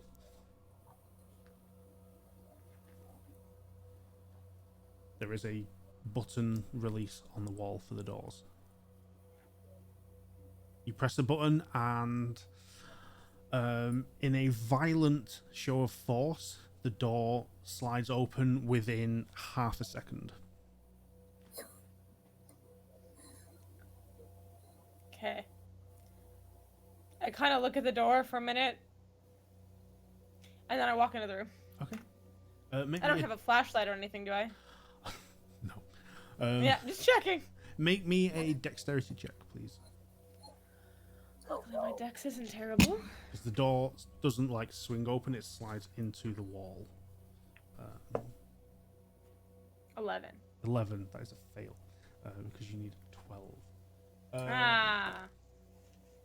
Just check what that is. Okay. Roll me a d10. Would just like to remind those watching at home, I have 3 hit points. You're fine. Think Eight. positive. 8. 8. Okay, cool. The door violently slides open in front of you, and you're like, and you step into the darkness in front of you. As you step in, you kind of instinctually you walk like everyone kind of walks like that, but like at your side. And as you step in, your left hand moves just behind your body as you step in. And once you cross that threshold, the door closes at the same speed in which it opened, and because your hand is behind you, you trap your hand in the door, but it's only trapped for a split second as it takes the tip of your little finger off. Now I have to fix it. Mm-hmm. Not the USB one, right? No, not the USB one. That's your pointy finger. I just Yes. Just fix this. But you don't Please. take any hit point damage from that. Thank you very much. That's awfully kind of you, sir. Well, Okay, so I just sigh at the little sparks that are now like this much of my finger at the end. I just look at the little cool. And then I look at the door that's now closed behind me. mm-hmm. Yeah, that might as well happen. And then I just keep looking in the room. Eventually I'll get it. They can open it from the outside. They'll realize that I'm locked. It's fine. For those outside who saw Xander step Did in, the little bit of my finger fall outside the door? yeah, the little bit of your Excellent. pinky Somebody finger pick is it up on for the me. floor outside the door that you've all seen just slam shut behind Xander. Oh Pick that up no. for me, please. I'll just go and pick it up and hold it up to the light. Interesting. Starts wiggling Put it in again. my pocket. I think Lunar sees this oh shit, and like bangs on that button again to try and open the door, and we'll try and just grab Xander back out. You hit the button and the door just again slams open within half a second. I'm in the room. I'm Yeah. just in the room. You're just in the room. In there. I want to know what's in the damn room. Alright, I can leave you if I just Oh, did you try to? Did I miss I was that? gonna try and grab you out, but if you're all too far in, then I'll say I didn't do that.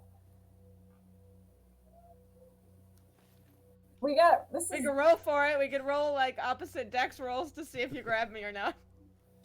good. Do it. Both roll dex. Do it. All right. Ooh. Okay, 18. I got 21. So yeah, Xander, you just you went in, it chopped the tip of your finger off, and you kept walking whilst looking at your hand. Just mildly annoyed. Lunar, you see what happens. You hit the button, the door slams open, and you see, with the light emanating from the corridor into the room, you see Xander walking into the room, It's out of your fine. grasp. But the door has not closed again. Okay. Lunar's alright. not gonna go through that door because she saw what happened before. But she's like, "What? Hey, dude." I turn around and I look at her. It's fine. Did somebody? I point at my finger and I'm like, did somebody get that for me? Oh, yes. Here you go. Oh, awesome. I put it in my pocket. Very interesting design. I didn't come up anyway. I just keep going into the room. Okay.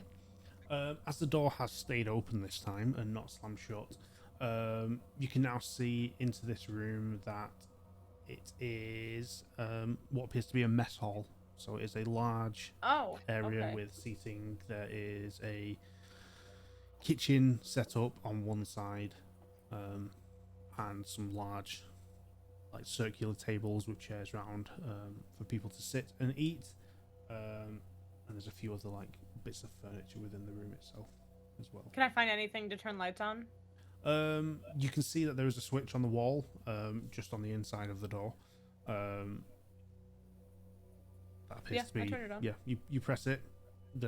After a second, there's like a little flicker, and then the lights come on in the room, and you see that there is another button on the wall that is the door release to open and close it from the inside as well. I look around and I'm bemused that there's a kitchen, and I immediately think of Wyoming and turn around and look down the hall to try to shout at him, realize he's not there. Mm-hmm. And I well, boy's missing out on some roast beef. Anybody know where the stowaway went? No? No idea. No clue. I go into the kitchen. We need a better strategic plan when we enter a new facility. We're doing great. We're doing great, Bobbi. You picked a fine crew. I'm sorry, this is my first time running a crew like this. Excuse me for not having a playbook, okay? Yes. We'll work on it.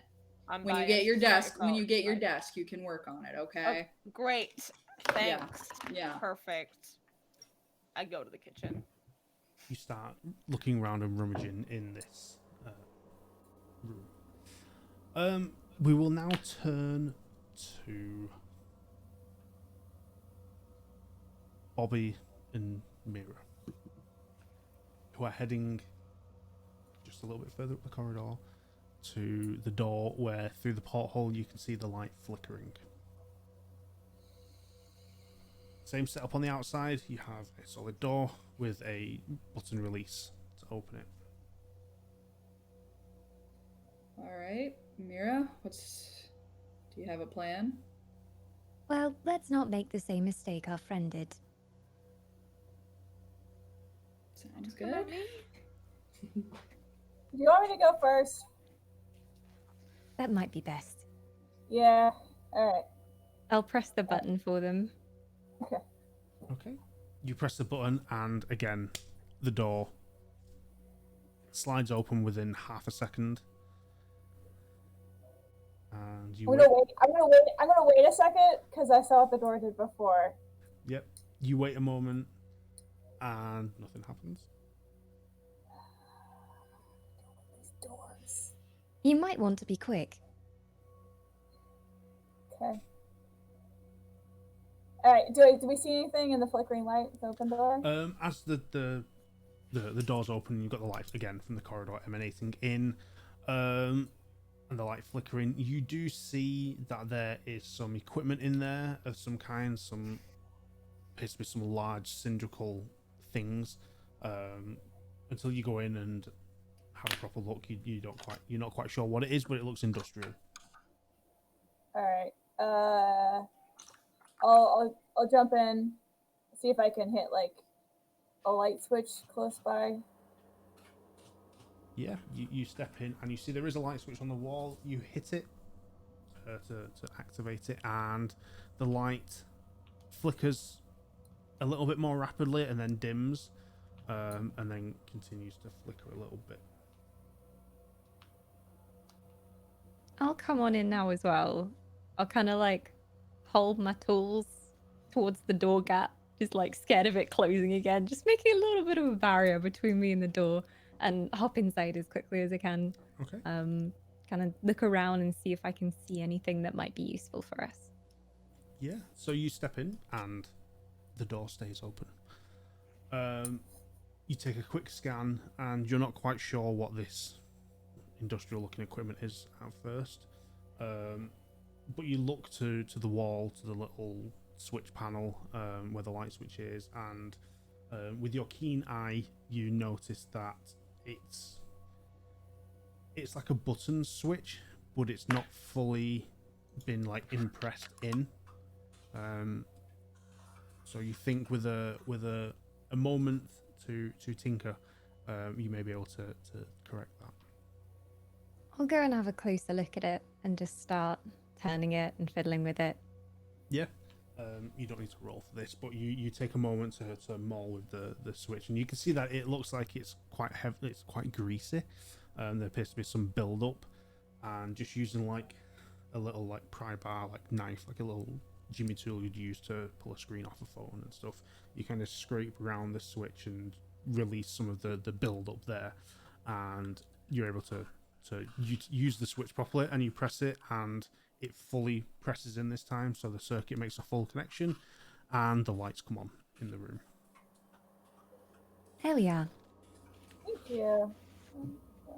So Lunar's like making a full like scan. She's like listening, like seeing if there's anything sounds like You don't hear anything. You just see this industrial equipment, but now the lights are on, you all get a better view of what this is.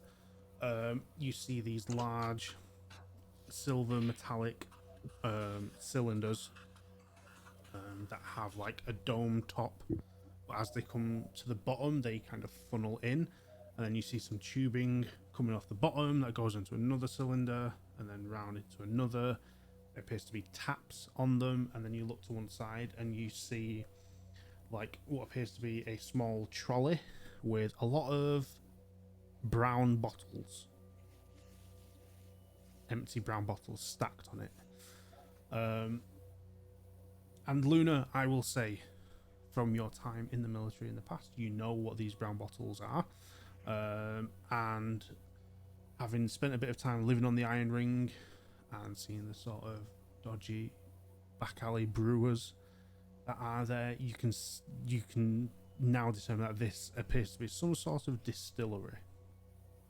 And looking at brown bottles, you know that's usually alcoholic. There appears to be some form of distillery on this station. Oh, that's a good score.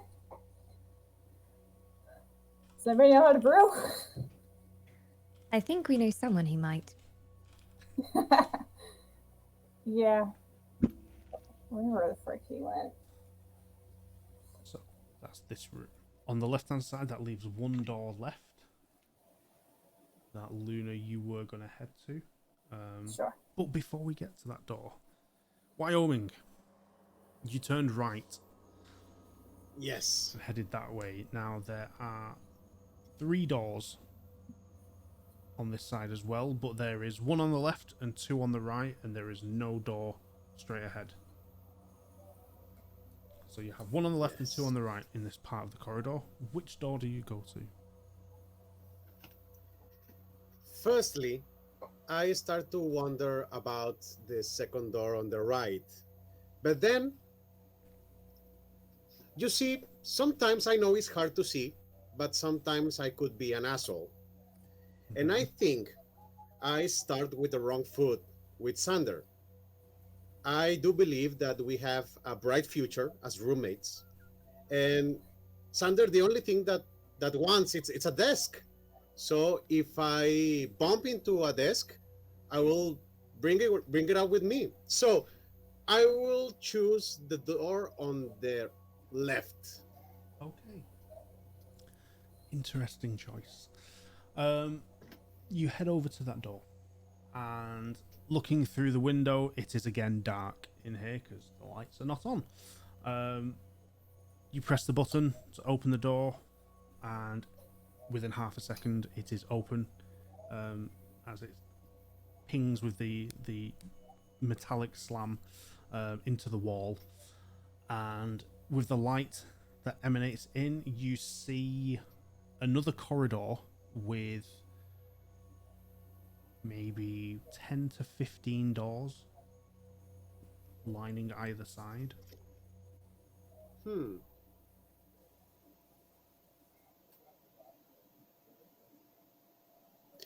I wanna compare my options. So let's go back to the other 2 doors on the right, the ones that was there before, just to check it out. Yeah.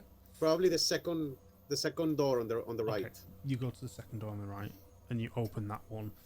And as the door slams into the wall, this room, the lights turn on automatically. And as they turn on, you see that there appears to be a generator in here, a large electric generator. And then you see there is a large tank on one of the walls as well. And this appears to be like the main engine and life support room of the station. Okay, can I search for anything more interesting to me? You know, like some valuable or Looking in any this interesting room, switch? looking in this room, apart from a few bits and pieces of tools, there's nothing takes your eye as something that you would deem as valuable. Okay, so let's check the other door, the first one. You go to that door and it's locked. You press the button and it does not open. Can I force it? Because I do have a tool with me. You do. You have a pry. I think you have a pry bar, don't you? Yep. Yeah. You have a go. Make me. What do I want you to roll for this? Let's have a look. See. Make me a body roll. Yeah, now we're talking. 18. 18. Okay. You put the pry bar in and you start using as much strength as you can muster in your semi-sleep deprived nature. And you manage to pop the door, but it doesn't fully open. It opens about 8 to 10 inches. Okay. Can I see inside? You can. You see what appears to be the control room of the station. Can I force the door a little bit more just to get inside? I will say you would need to get beyond what you've managed already. You would need assistance. Okay, let's bring the captain on this, because probably this is a good opportunity to prove myself with Bobbi. Okay. So we'll say you head back to find where Bobbi is. Yeah. Whilst that's going on, Lunar, do you head over to the final door on the left hand side? Sure. Yeah. Do you press the button to open it? Yeah. Door slams open within a blink of an eye, and you see a large void in front of you, as there's no light on yet, so it's just a big, large, empty space, with only that bit of light from the corridor illuminating the area you would step into. She takes a few like deep, shaky breaths, and she breaks out one of. I think she's got a couple. You call it military grade light sticks, glow sticks. She's gonna break one, and like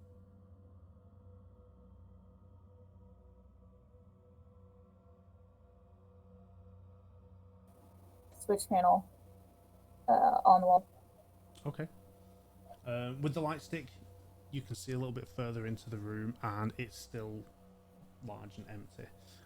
You see the light panel on the right-hand side of the door. It's not quite next to the door. It's like you'd have to step in to be able to reach where the light switch is.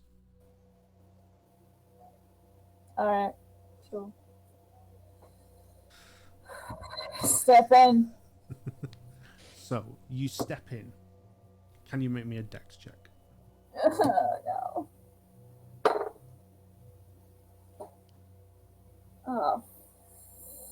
Bicycles. That's a 10. 10. Okay. You step into the room and you slip on a wet substance that is on the floor.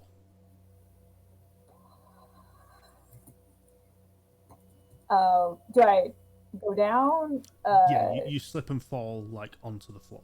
You stumble. She like is starting to probably panic a little bit and like scrambles up and like like just like backs towards like that light switch as quickly as possible, trying to get the lights on. Okay. Yeah, you back towards the switch and like hit the switch to turn it on. And again, like a lot of the lights in this place, they're like the old like fluorescent tubes, so they take a moment to kind of zhuzh to life. And the room lights up, and you see a large, almost empty space in front of you in this room. It appears to be a storage module. What you slipped on was a dark reddish brown liquid on the floor. And looking down at it, which is now like on your hands and your knees and stuff, you see that there is a trail of it that leads to the far corner of this room, where you see a gentleman sat on the floor. It's wet? The blood's wet? Yes. Assuming it's blood. Hey! She's kind of like making like it's like a sound that's kind of like a scared animal that is both like calling to her crewmates and also like, hey, you over there, like it's somewhere in between that kind of a noise. Not really a words, but she's freaking out a little bit. Okay. As you shout this, Lunar, we will say, Wyoming, you've kind of found the group now, and you're just at the point where you're reaching kind of level with this door that Lunar's in. Everyone else, you're in this corridor space, except for Xander, who is in the mess hall and the kitchen.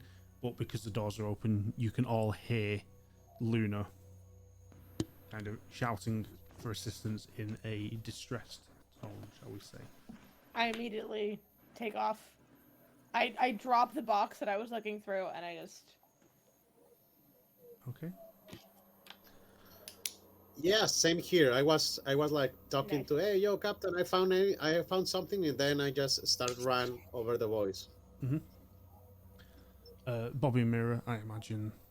Yeah, immediately. Gathering up my going in. tools and then letting Bobbi go first, but following on.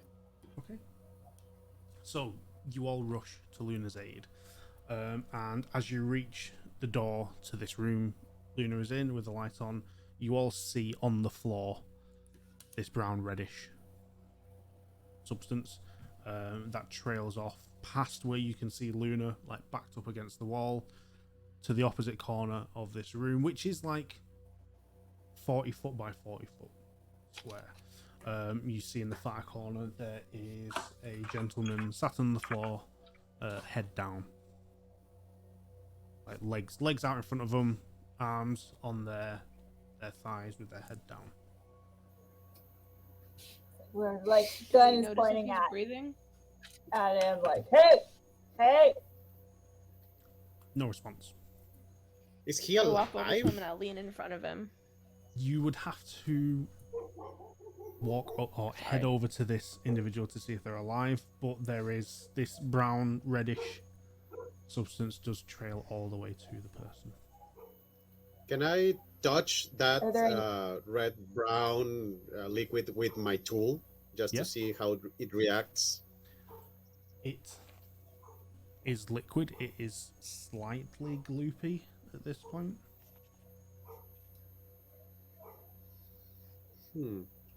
Can I jump over it? I step around these puddles. Sorry.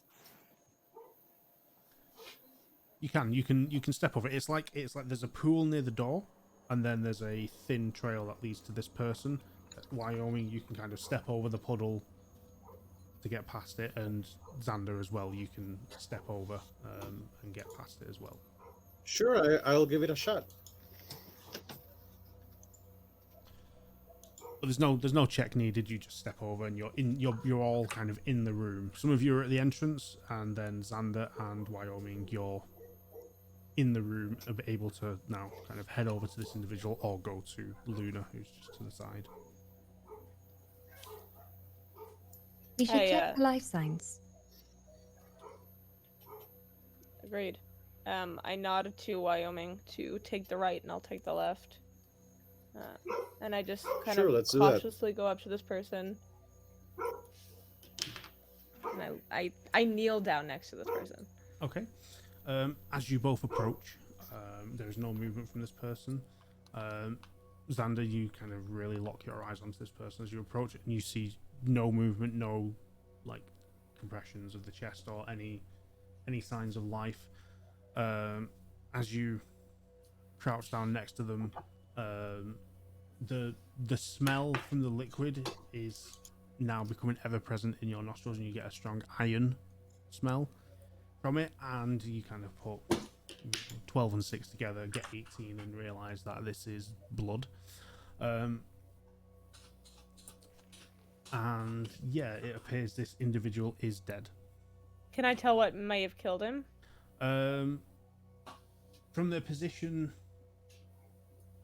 without touching them, no.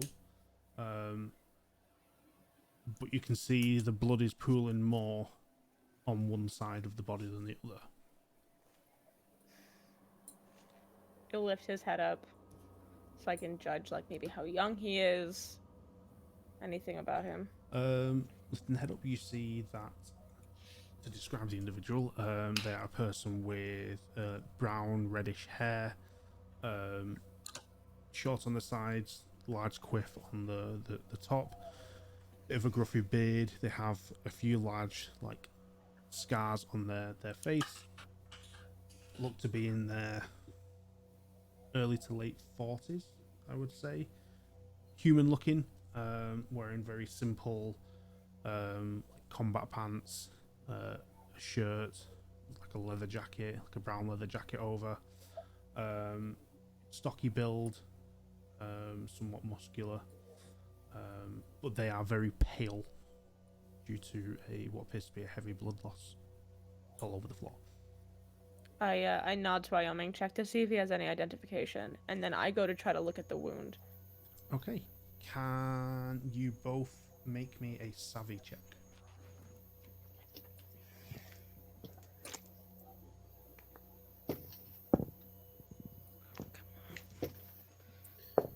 Okay, 16. Okay. 18. Okay, cool. We'll do Xander first. You look at this individual, and they have a large stab wound in their side that appears to be where they bled out from. Does it look similar to a kind of weapon that I have, like a grav knife, or does it look like it was something more like rough? It looks like how clean. it looks like a clean cut, but it looks like a large clean cut. So it'd be a bladed instrument, but larger than what you have. Okay. It appears they've been stabbed with some sort of weapon, and that's the only injury you see that is fresh, and it is the source of all this blood. Wyoming, you kind of you have a look and rummage around this individual. In terms of like what you can immediately find without like dragging the body out and fully like tussling it over to look through it, their pockets, you find there is a handgun with a full magazine. The person has a set of dog tags around their neck, and there appears to be a small electronic device on the floor next to them, maybe about like twice the size of a credit card, in diameter and about like an inch thick, with 3 buttons on it, one with a square on, one with a triangle on, one with a circle on, and then there appears to be like a mesh grate on half of it. Hey, yo, Xander, have you ever seen something like this before? And I showed the device. Do I recognize it? Yeah, it looks like a dictaphone. Yeah, I've seen this before. And I hand it off to Mira. See if you can get any information off of it. All right. I'll try and press what I presume would be like the play button.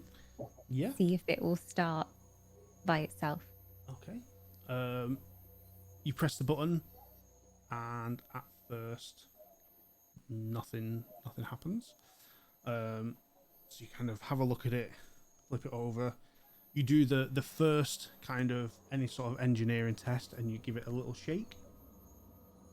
When you give it a shake, you hear something click inside, and then you turn it back over, and you see a little light next to the play button now that wasn't there previously. Okay. And if I press it again, does it do anything now? You press the button. This is Baker Malo. To anyone hearing this, I'm guessing I'm dead now. I got stuck with a blade of that bastard bow zapper. This man is a plague, I tell you. Plague. If anyone has the right mind, you stay away from them. You hear? But fuck, this hurts. Look, if you're still listening, I am, well, was, now a bounty hunter. Me and my crew worked out of this station. They're all gone now, and it's just me left. Oh, well, now I ain't here no more. Bo Zapper sure saw to that. Look, this guy's bad and needs stopping. If he got it in you, take them out. That bounty can still be claimed, and it sure is a big one. But, fuck, can't see straight now. Look, take the station, do whatever, but get rid of Bo before he kills any more innocent people. Fuck, it's cold in here. Baker Malo, signing off. And that is what you hear. Take a deep breath. I don't get it. I don't get it. And What I- happened with the person of the tape? I point to the body. Oh, right. Oh, poor bastard. Do I notice if his eyes are still open? His eyes are closed. I look to Luna and Bobbi. What do you want us to do with him? Lunar will come, like, shakily kind of come over and just, like, look at his dog tags real quick. Does she recognize anything? Looking at the dog tags, it has their name, which is Baker Malo, and it has a rank of corporal on there and a blood type of O negative. But beyond that, what other information would have been there has been scratched off, and the dog tags do look pretty old and worn at the same time. So you would make the presumption this person served during the Gem War, but you wouldn't be able to tell what faction they fought alongside. But from the message that you heard, they're clearly non-military anymore and have been working as a bounty hunter out of this station.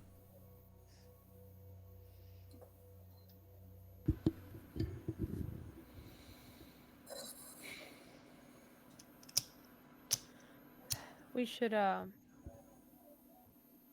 probably send him off. Yeah. It appears there might be someone dangerous on board. Or maybe it was someone dangerous on board. We can't be sure. Yeah, I don't think they're here now. Does the name that he said ring a bell for like any of us? The bow guy? I What will was that say, all of you make me a savvy roll. Because you've all spent some time on the iron ring. Natural 20! Dirty yeah. 20! 17. 22! I also got a 11. 22. Okay. So everyone apart from Wyoming succeeded. which kind of makes sense. But you all have a vague recollection of the name Bo Zapper. But it's a vague recollection. The name's familiar, has a familiar tone to it, but you have no idea why. Probably I wasn't sleeping. Yes.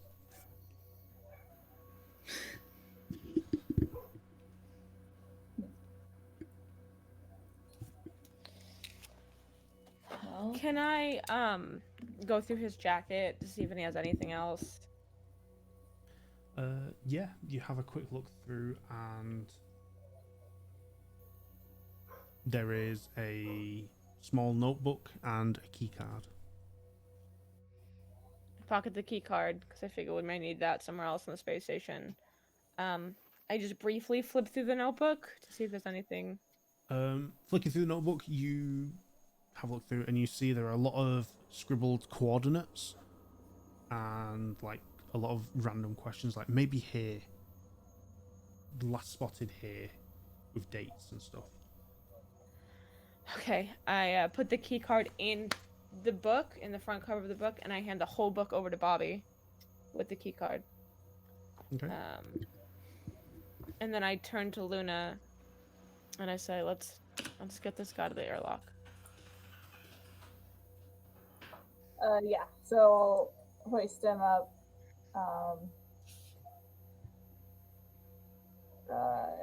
Kind of like, I feel like she's probably done this before, like a space burial, like just like kind of wrap him up in his coat, put his hands across his chest, his eyes are closed. Okay. So,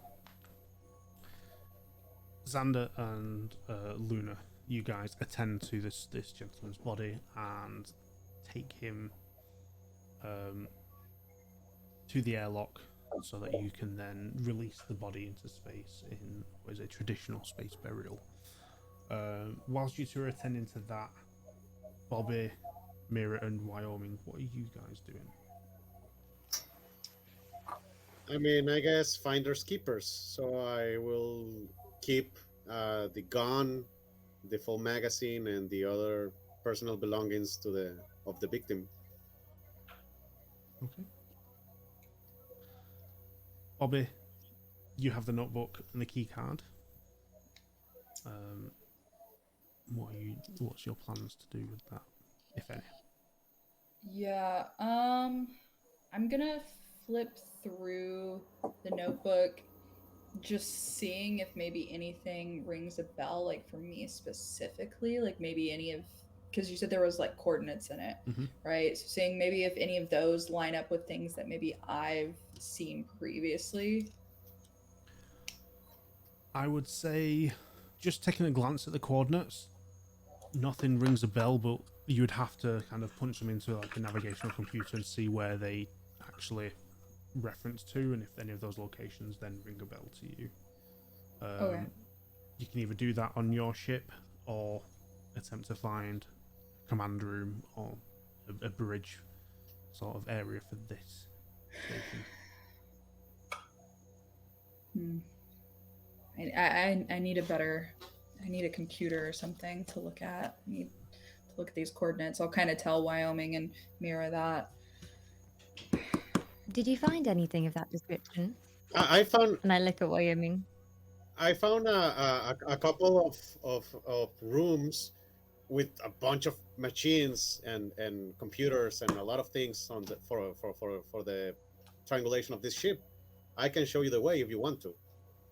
Yeah, let's do that. Maybe we can see if, I don't know, just seeing where these coordinates actually line up. Okay. So Wyoming guides the two of you to the other side of the station where he had toddled off to on his own, and he brings you to the door that is only partially open by about 8 to 10 inches. When you approach it, you can see into the room that it appears to be like a command center for this station. The door is stuck. Can we try and like collectively push it? Yes, I will say if one person wants to roll with advantage on behalf of the rest of you. Who's Not strong? me. I'm a 1. I have 2, but I roll so poorly. Do it! I believe this is going to be the one. Yeah, Okay, I'll roll. Okay, 16. Okay.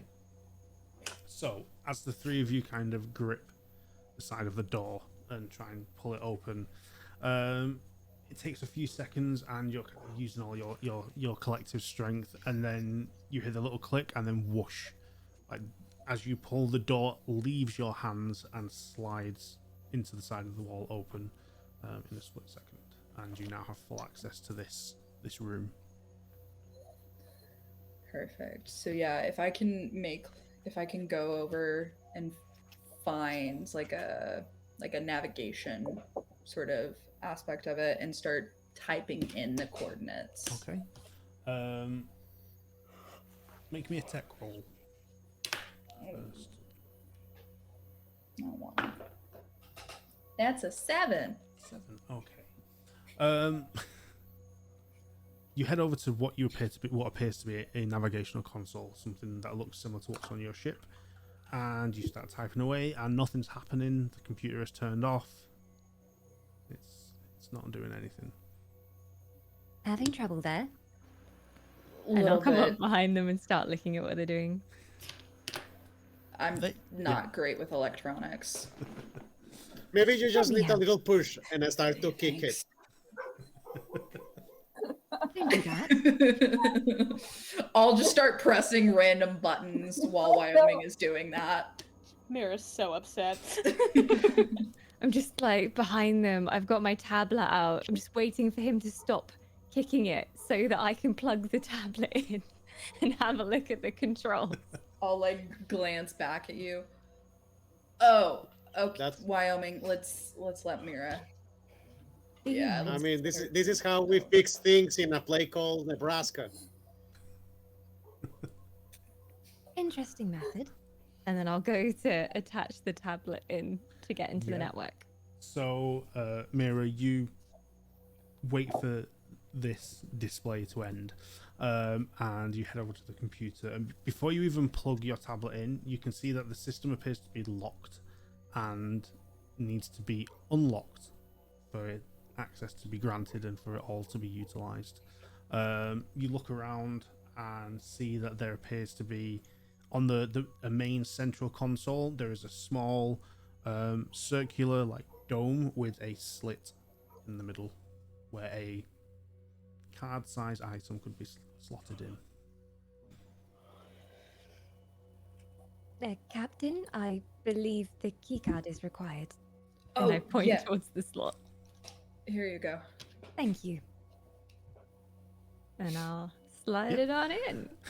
You pop it in, and like after maybe 5 seconds, you see lights start to flash, and slowly this entire room comes to life as all the consoles and terminals begin to turn on. Ah, lovely. Everything works now. Oh, In the whole station? Yeah, everything works now. Everything's turned on. You now have access to the whole space station. good. Now can I put the coordinates in?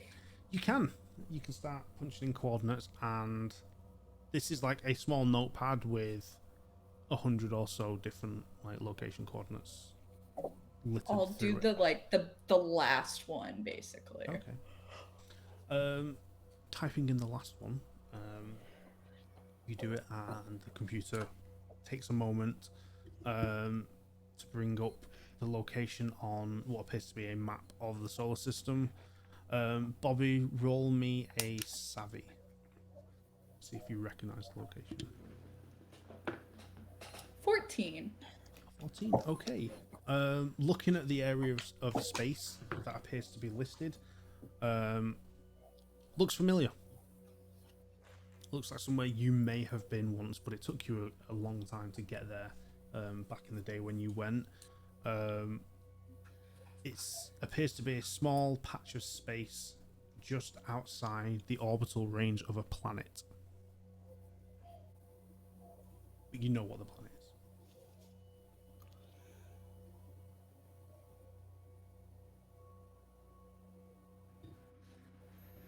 What is it, Captain? I'll look at. Well, I think we know where we need to go next. After this, I don't know what'll exactly be there, but if you're still up for it, if everybody's still up for it, To track the bounty. what is there to lose?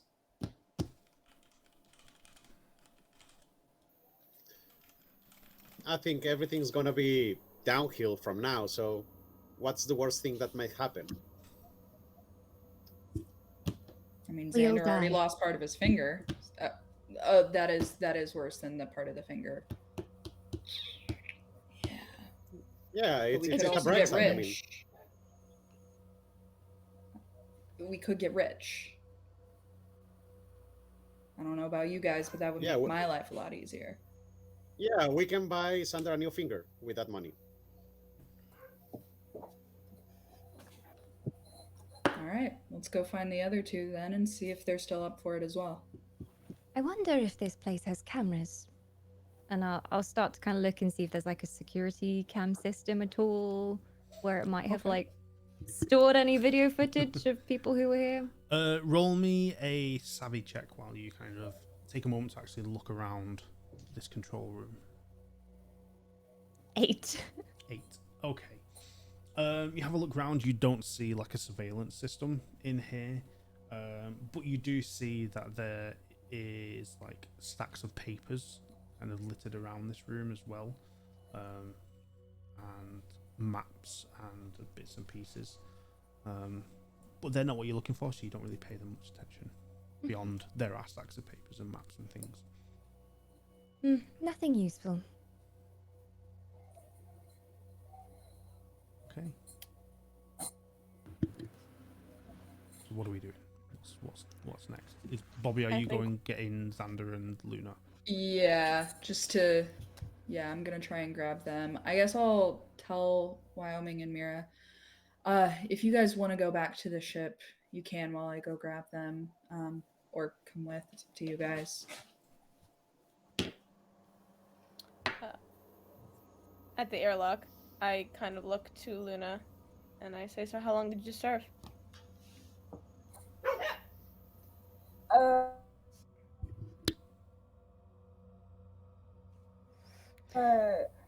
You?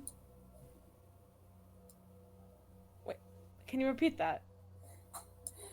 Not that long, to be honest. How about you? Never did myself.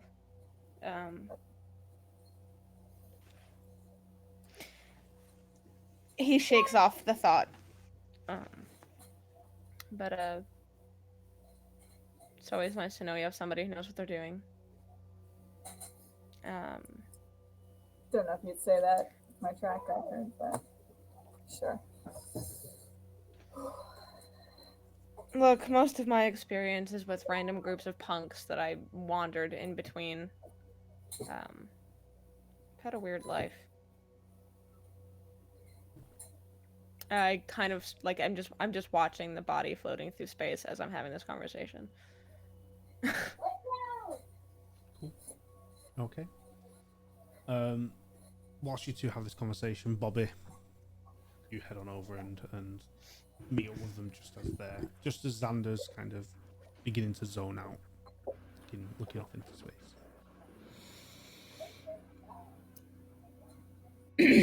I'll clear my throat. I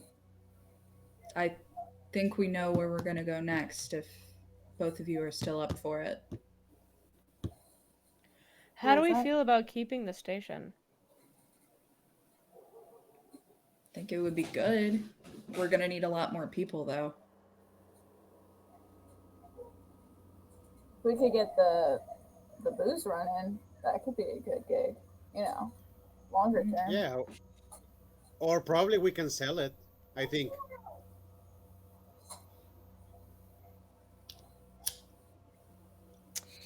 Wyoming, there's a kitchen.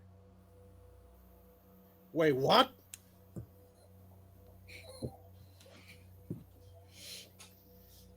There's a whole mess hall. Maybe they have roast beef. Is there food in there? They have roast beef. Okay. I said think maybe. we can check on that. Oh, maybe. Okay. Well, we can try it. We can try though. Is there any milk? I like milk. Not any sort of milk, but I milk will do. clasp him on the shoulder. Weird. You can stay. Like, And then I look at Bobby and I say, I'll go wherever you need me to go. so All what right. would this? So we want to go after this bounty first. Is that the idea? Why not? Let's do To this. get rich. Money is money. All Or we right. can fix up this place, make it useful without it. So. After all, we know they're a murderer. Yeah, I don't care for that myself. No. All right, so everybody's agreed then? All right. Let's make some money. Okay, so having decided what your potential next step is going to be, now that you have acquired a ship, become a crew, and in a chance event now acquired a station. Small, but serviceable. Somewhere you can call home to a degree. Might need a few upgrades. Might need some additional help maintaining it down the line. But it's now yours. You have the access card to control it all. And you now have a bounty to hunt. I imagine not the profession you all originally intended to go into on this venture, but a profession you now have for the moment. Whilst you now, as a group, collectively devise a plan on what you're going to do, what your next steps are in hunting down this bounty, this bow zapper, and claiming the reward for this person. We will leave it there. for Who do we today. collect the bounty from? You need to find this information out. Guys. But But yes, That's a futurist problem. And did it say dead or alive? well, who knows? You may find some information on this in these papers and notes that Mira is not interested in because they're not electronic. But again, that's a future you guys problem. So, everyone watching, just like to say thank you very much for joining us for this premiere episode of our Death in Space campaign. We'll be running this every other week, excluding holidays and other events for the foreseeable future. So please join us every other week for the show. Before we close out and call it a night, I want to go around the table and let all my players hype themselves up. Not that they need hyping up because they're all amazing people, but please show them all some love. So I will go around the table and please, guys, let everyone know who you are, where they can find you, what you're up to, what you've got going on, and we will start with Bobbi. Oh God, I hate having to go first. It's so much pressure. Hi, I was Bobbi for the evening and for the future, I guess, question mark. You can usually find me on the initiative order, actually. You can also find me on Twitter, lovedays_. That's LOV, by the way. Keep an eye out on all initiative order socials for something coming up, but top secret for now. So. Love an NDA. Mm-hmm. Exactly. Next up, Wyoming. You're also muted. Yeah. Usually when I'm not a dickhead called Wyoming Jones, my name is Homero Rios. I'm a comic writer with work published by Heavy Metal Magazine and Metal Urland and Revista Cthulhu. And you can find all my work in thehomerorios.com. And my handle is thehomerorios and almost any social network. Thank you very much, guys, for the chance and the opportunity. Thank you. Next Do you know up, Jeremy? Sorry, I got really excited. We'll talk about it later. we'll talk about it later. Next up is you, Okay, Xander cool. Fratarian. Go ahead. Hello, my name is Mazz, and this is my face. That's Mazz face. I have been your Chrome Xander Patarian. You can find me on all social media as @MazzFace, except on Twitter, it's @RealMazzFace, because some real estate jerk stole the account MazzFace 7 years ago, 9 years ago now, has never used it, and now I can't claim it. Let's because do white something men. about it. Truly. Put a bounty out. on him. Elon. You can find me here now every other week until Danny gets sick of me, if he isn't already. And you can also find me every first Sunday over at Cybernation Uncensored in their Blade Runner campaign. I also am the brand manager over at Cybernation Uncensored. A lot of the overlays and graphics that you see over there I create along with my graphics team. You can I was gonna say you can find me on Open Circuit Studios, but you can't anymore because Leverage had their season finale. I'm gonna stop now because I made myself sad. Thank you very much. Thank you for having me. Next up is Lunar. Oh, hi. I'm Lunar Harrison. My real name is Melissa Rose. You can find me mostly on Instagram. I am both at Melrose Maps and also Melissa Beth Rose.